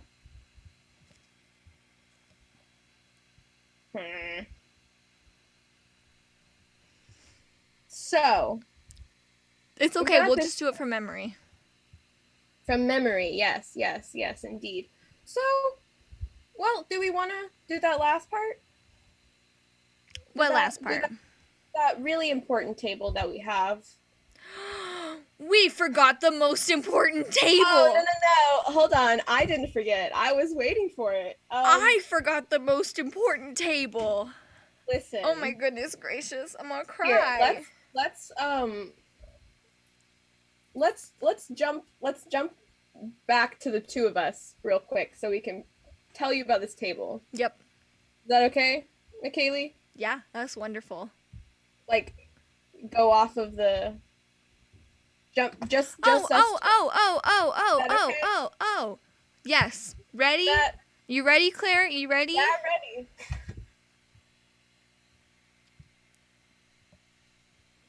All right. Yay! Hopefully. Okay, just because we want to really get into this, right? So we're gonna talk. Okay. We're being real with you now. We're being real. You need to see our faces real close. For this chit chat moment. Okay. I'm here so, McKaylee and I are dumb, right?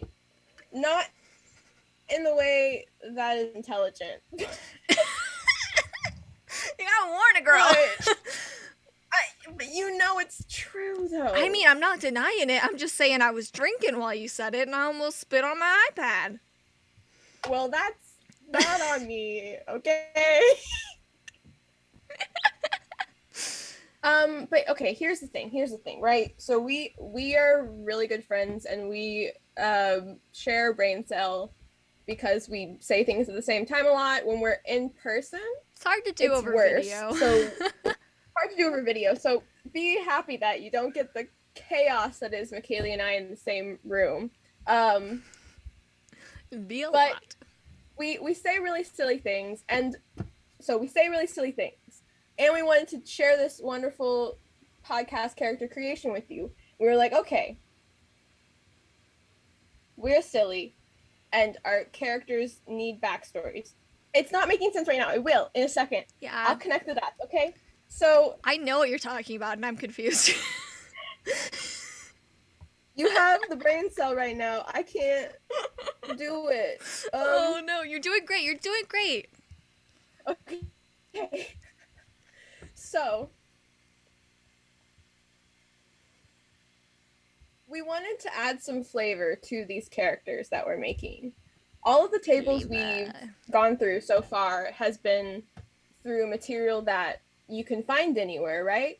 But we wanted some spice for these characters. And we like making stories and doing the fun stuff, backstory time, secret time. So we started making this table that has a lot of spicy things in it. Not spicy. It's what spicy. You might think spicy. It's not. They're really fun and it's not the sexy times. Kind of wild. It's not the sexy time spicy. It's the regular time spicy. It's the regular time spicy. Here's the thing. There's like 200 things on this table. There's so many things. 230. We keep adding to it. 230. They're really weird. But we had to give it a name because it didn't have a name. It was just a table, and it didn't make any sense. It was a table, part of the great character table, and it needed, because it's so special, it needed its own table name. It needed its own table name. So naturally, we came up with a name, and we're not going to explain the name this time because I think it will take a while, and our connection's being sassy, so we won't do the thing that it's being sassy. We might do. Yeah, my Wi-Fi's being sassy. Okay, it keeps telling me it's unstable. It's like a relationship or something. I don't know.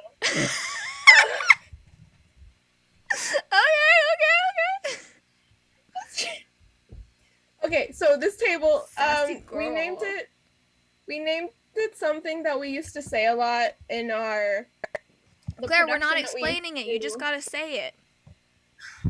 Okay, it's called Potato.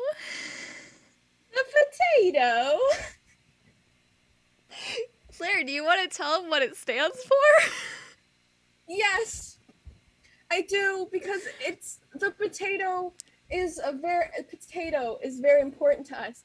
But to make it make more sense, because it might not make sense in this moment, we made it an acronym. Okay, so I just thought about it. It stands for, and stay with me, please. It stands for personalized, obscure traits about tenacious onions. It's because it's a chart of layers of background information that are going to build up our character. Because, we call it this because, onions have layers. Yep. Ogres have layers. So our chart, our potato, has layers. It sure does. And we're I think we're gonna jump back over to our other screen. Oh boy, oh boy, oh boy. This is a time indeed. This is a great time. We're navigating this so smoothly. I have to say, I feel cool. Feel smooth. Yes. Smooth brain. I don't know if that's the one you want. It's a great time. It's a great time out here. Let's roll on this table. We keep talking about it. Yes, please, Mary Claire. So we said we have 230, but that's not enough for us to roll on an official D1000 dice. Because yes, boys, we figured out how to roll a D1000, but we are going to roll just the first 100. So if Mary Claire, if you could roll a D100 for me, please.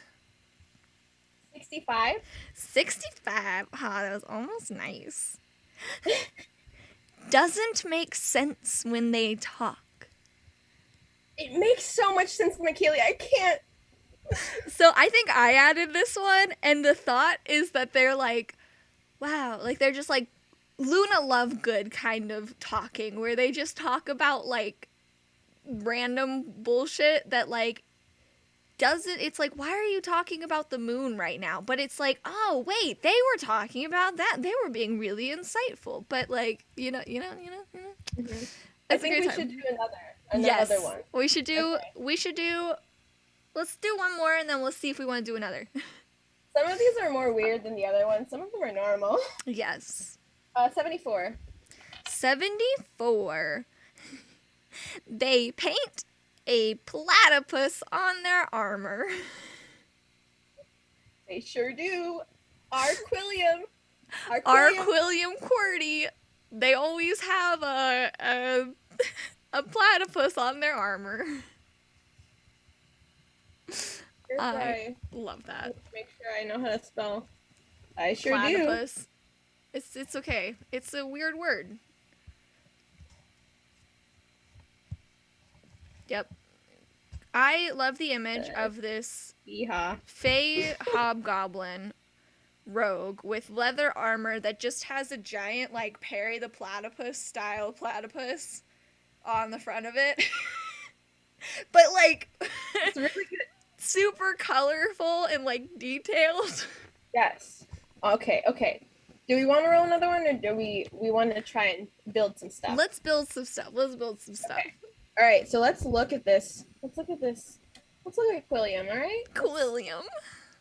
Quilliam QWERTY. Right. Well, first off, was Quilliam always chaotic evil? Did something happen to Quilliam that really just...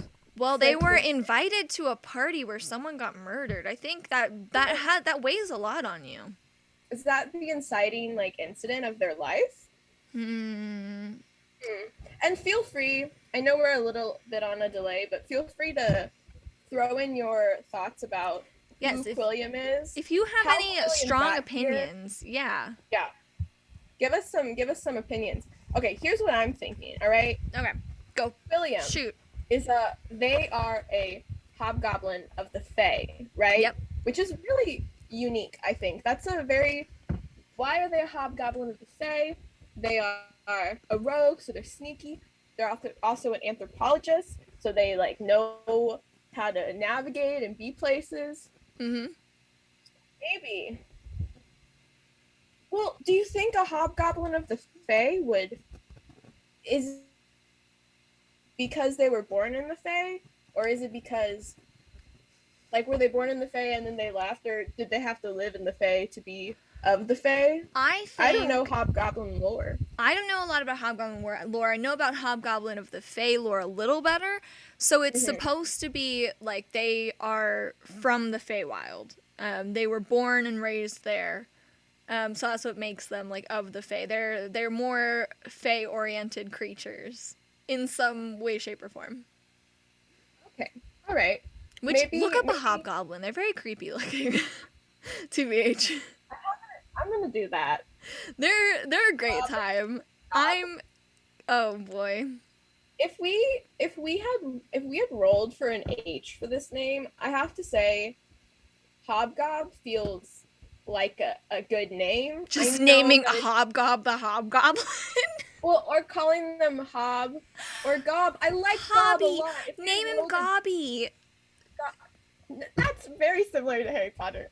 Oh, really? I didn't even think about that. I just liked Gobby. Gobby. Gobby. Gobby. Gobby. Oh, My name is Gobby.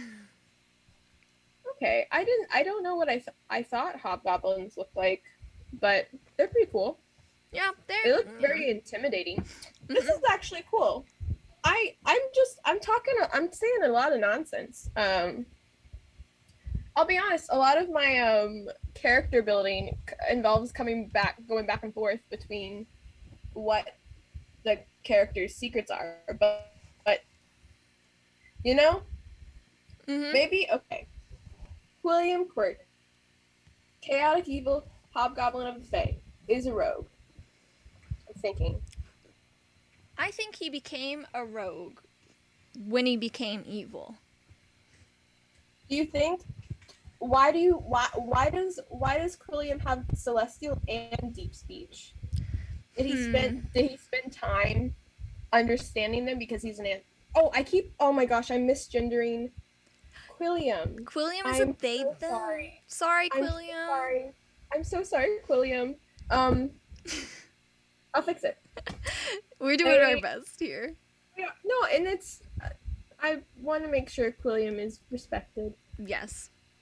Respected, loved, the best chaotic evil hobgoblin of the Feywild rogue there is. Why do they have celestial and deep speech? Do you think it's because they're an anthropologist? Yeah, I think the celestial, because they are into religion. That's something that they have proficiency in. So that would make sense for them to have celestial to read, like, religious texts and stuff of old ancient cultures that maybe no longer exist. Yeah, maybe let's see. Yeah, that's a good question. Why was Quilliam to the party. Oh, baby Why? girl, you got. I think we're getting ahead. We'll come back to. Also, you got all foggy. Yeah, you got all foggy in that moment. What did you say? I was reading a comment that Mr. Martian said that asked why Quilliam was invited to the party, which I think isn't the beginning of Quilliam's story. It's not the beginning of Quilliam's story? No. Well, it could be. How? What if? Okay. What if the party happened at like? Okay. Mm-hmm. This baby boy, baby person, they.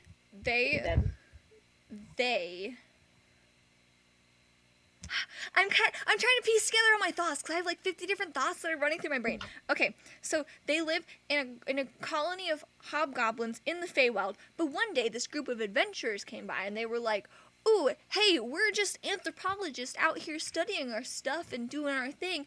And they were like, wow, that's super cool. I want to be an anthropologist. So they joined up with their adventuring group and became an anthropologist and went to the material plane, which is what, like, you know, where we are, I guess, kind of.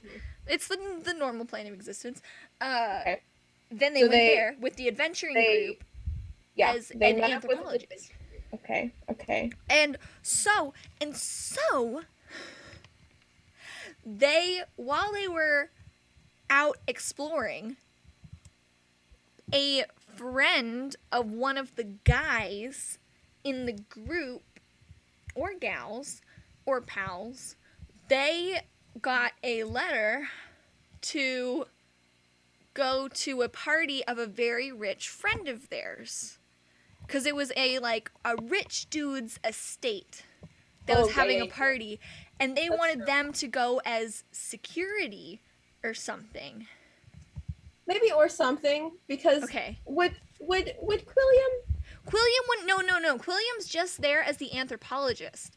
They're just there observing and kind of being a part. They're the fun little NPC buddy that's like tagged along and is like, hey guys. Quilliam would be a perfect NPC to fall in love with.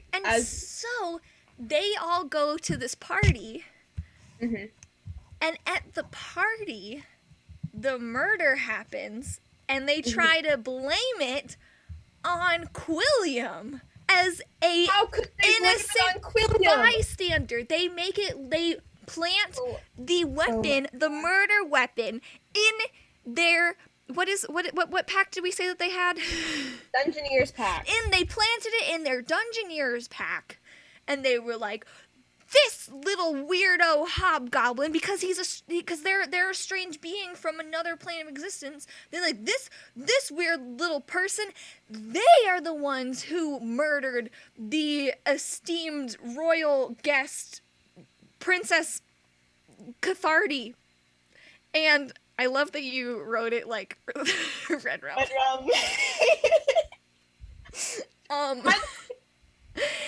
And so Quilliam gets blamed for the murder and then has to go on the run. And so that's when they become a rogue. And they're very, very upset by how people have been terrible to them. So they've been plotting their revenge on this dude, this like really rich lord guy. Is the lord, do we think, did they find out who did it and then they blamed Quilliam? Or do we suspect who is Quilliam knows that the lord is the murderer. But nobody believes Quilliam, which is why they got blamed for the murder. Oh, why would they? Okay, hold on. So hold on. So the lord murdered the person, the princess. And Cathardy. This is bringing our flaw. This is bringing in our flaw because Quilliam was in the Feywild. They wore their traditional mask. I don't think that's a flaw, but I know. If we're bringing it in, it's not. You can wear a mask if you want. What? What the heck? Some of the flaws that they give in the things aren't actually like flaws, to be honest. Like I've read some that I'm like, I will pick that because I just like that as a trait. I don't really care that my character is doing that. But what if, okay, Quilliam, for this whole time, has been wearing their mask because it's very important to them. And when they go on the run, they have to like change it. Or they have to take it, like something has to change.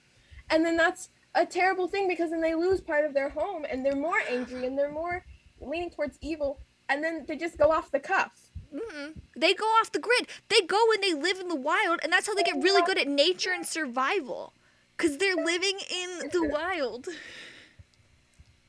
Hold on, I gotta write off the grid on this thing. And while they're off the grid, they find a platypus that they become really emotionally attached to.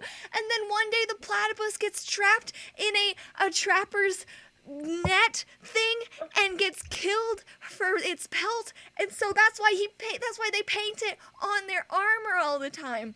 Because they're trying to honor this platypus. It's like, and then because they've lived off the grid for so long, when they talk, it doesn't make sense. Yes! That makes so much sense. That is so... Why did I have to say it all makes sense the whole time? And then you're the one who wraps it all together in a bow. Huh? Get it. It's great. Oh my gosh. I love Quilliam. Quilliam. Nice. Murder off the grid. That sounds like... Imagine running into Quilliam after all of this has happened to them. Quilliam about to murder somebody. Well, but here's the thing. Maybe you don't. Maybe if an adventuring party ran into Quilliam, they wouldn't see them as much of a threat because the things they say don't fully make sense, and they have like a cute platypus in their armor. Yeah. Well, they don't have a shield because they're a rogue, so they would have to paint on like their leather breastplate. Leather armor. Yeah. Which would make sense, I think, because the leather is not going to rust like metal will. Mm-hmm. It'd be very cute. Because then you don't expect Quilliam. You don't expect Quilliam to be evil. Mm-hmm. And they go by the ways of nature, which is why they're chaotic. Because nature's always changing, different. It totally makes sense. All makes sense. Listen, I love that we're rolling for all of this stuff. I'm fully aware that it makes too much sense. Like, honestly, makes too much sense. It works. I mean, there's always a way when you get random things to make them all connect. So we can make it make sense. And we just did make it make sense. We made it make sense. Yes. I'm just really happy about the platypus. I want them to have like a little baby platypus that they just like had carried around on like followed them around, and then there's like, you know, the tragic moment where it gets hot. Okay. The platypus needs a name. I was just about to say that. We have one brain cell. Please. Do we need to roll for the platypus's letter? Yes, we do need to roll for the first. Okay. We're gonna roll for the first letter of the platypus's name. Yeah. Okay. What is it? What do I roll? You roll a D100, Mary Claire. Okay, right. Okay. 29. 29 is H. All right. Chat. Give us some H names for this. H names. And not H-E double hockey stick. That's not a good name. This platypus means something to Quilliam. Be honest about what you think Quilliam would think the platypus would like for its name if it starts with an H. What would our beautiful Quilliam name their hobgoblin? Harold? That's really cute. Oh, that's really cute. I like that a lot. That's just I love human names for pets. They're so good. I need to roll for the platypus's pronouns. That's important. It's a platypus. It doesn't... One. It's a male platypus. One. That would be a male platypus. Because Quilliam knows nature. Quilliam knows nature. It makes sense. Oh, we have another one. Hilbert. Harold Hilbert. Oh, these are so... What? You guys are all really good at making names. Wait, okay. We have to say it with the last name QWERTY. Which, by the way, me and Claire both realized during break was the... What Claire realized was the keyboard letters, and that's so smart. I saw it. I saw the comment about it, and I didn't realize it until you said it, and I was like, what are you... And I looked down, and I was like, oh my... It was just... I didn't even get it, but I get it now, and that's all that matters. It's so good. Okay. Okay, so it Harold is QWERTY or Herbert QWERTY. Hilbert QWERTY. Harold QWERTY. Harold. I was trying to enunciate, but I couldn't do it. Harold QWERTY. Harold QWERTY. QWERTY. I kind of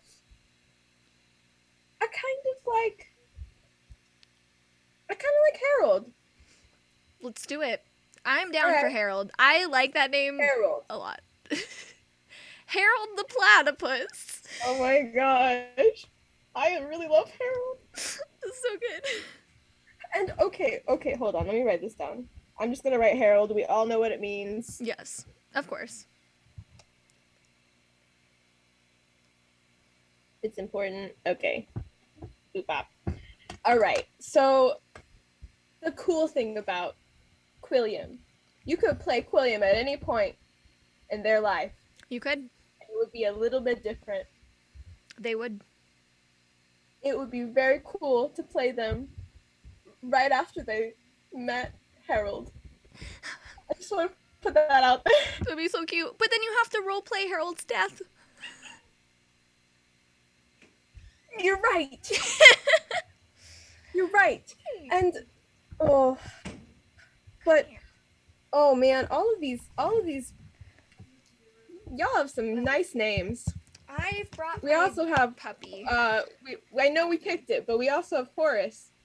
Horace is good. I can't I don't Hester? Mark. This is a name that I don't know how to say, or if it's a reference to something, but I see it. Horace is really cute. I agree. Oh, there's so many good. So many good names. Horace, Harold. You stop that. I love them. Mm-hmm. I love Quilliam so much, even though they become evil. But you know, they have good reason. They were framed for murder. I support Quilliam. I stand Quilliam. They are. Mm-hmm. They deserve to not be framed for murder. They do. Wow. Sorry, my dog ran in. This is Boo. He's a mess. Very cute. I decided his punishment for coming in here was to be on stream. Oh, naturally. Wild.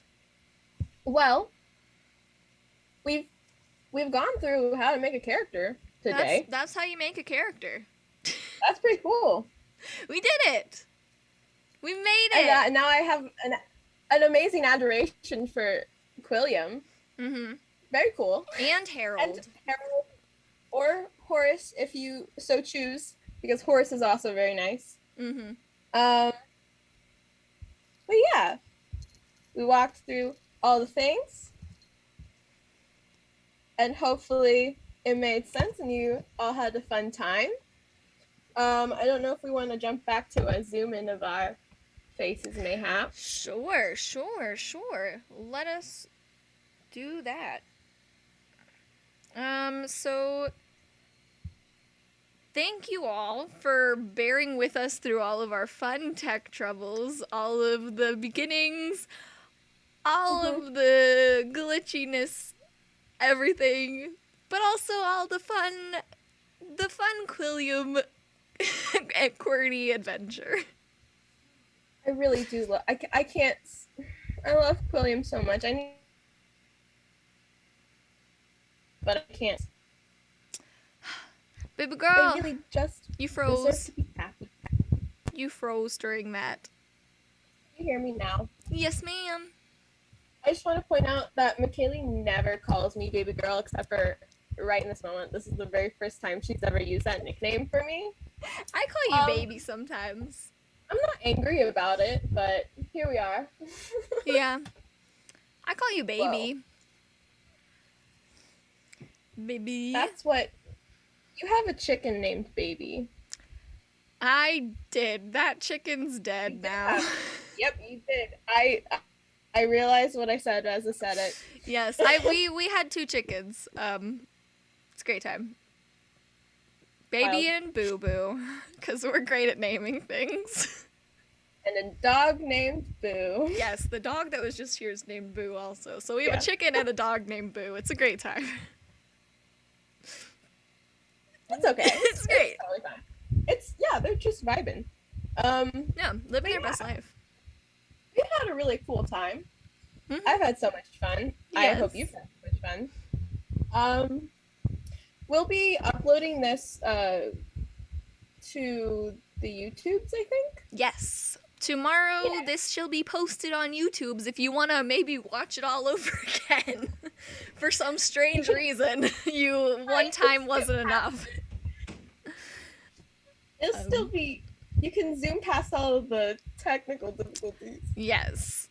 Yeah, I'm probably going to start it from the 3rd time. So, it'll be great. It'll be great. Love that.